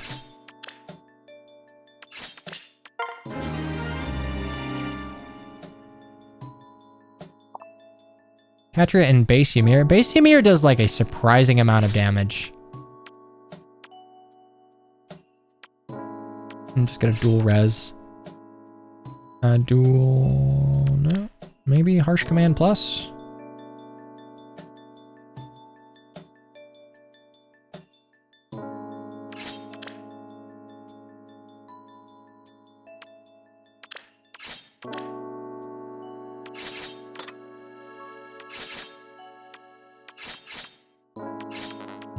No, I'll get Armored Blow. Might as well.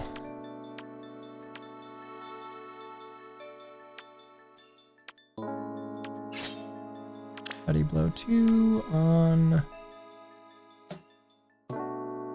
Sure, Python, why not?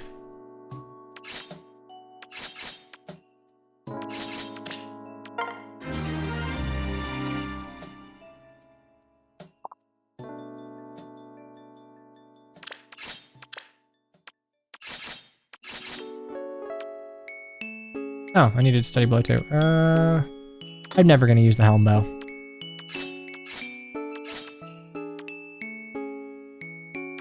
Actually,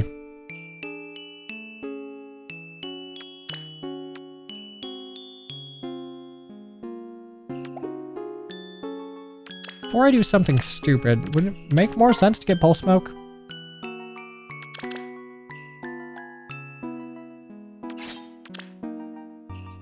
Yeah, kind of. Well, actually, Jared has it, so, but he has it at 5. Okay, we are just gonna do that. Boop, boop, boop, boop, boop. We're just doing inheritance chains. I have a billion feathers. I don't really care. I have a billion grails. I don't really care.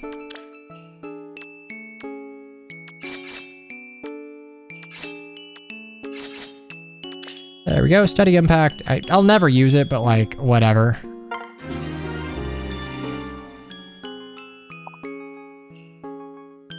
Feed me. I mean, that's what you have to do. Repo, equip you. Get Harsh Command. I guess defense rate. You give attack and speed.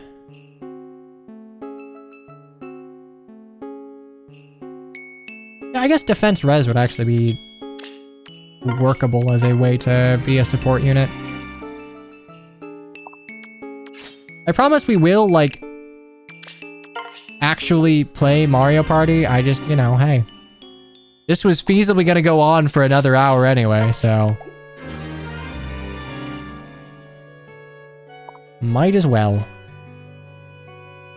Finish.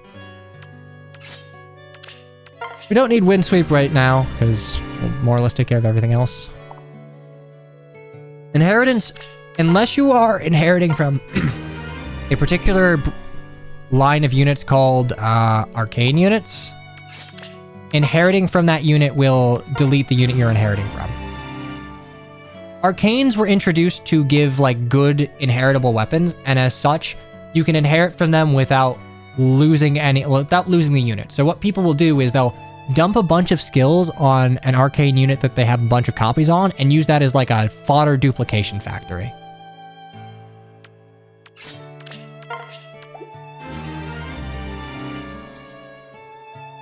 Oh, yeah, rearmed and attuned, not arcane units. They have arcane weapons. They are rearmed units and attuned units.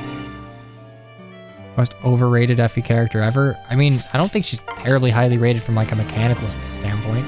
She's not a very good unit, and narrative-wise, she kind of got the short end of the stick, so she just lacks a conclusion to things.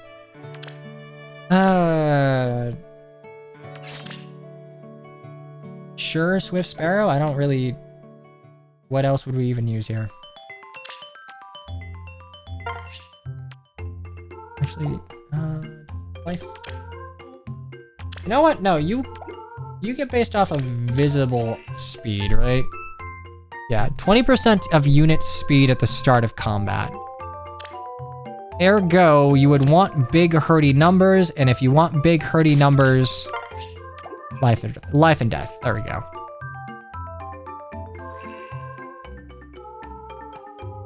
Rearmed are the easiest premium hero type to plus 10. Unless they ever run like a 3-person banner again, yeah, I would agree with that. Okay, almost done. This is what it takes to kit out a unit. Use dragon flowers. Donde está?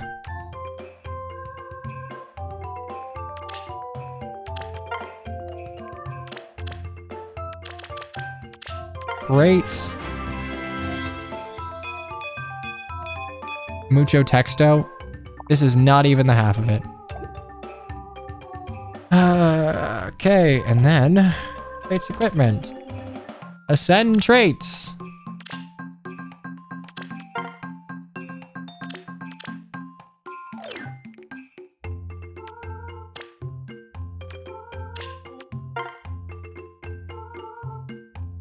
This isn't even text final form. I believe text final form really is just legendary male Corrin plus a Lin engage. So much fucking text. Okay, I think we're good. Actually, wait, no, very important. Where are the sunglasses?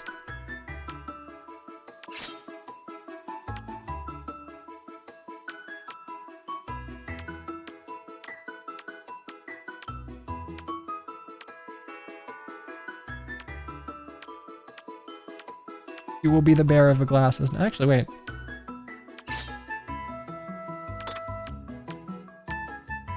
I wish it was slightly easier to find stuff, but... Oh, I'll probably type.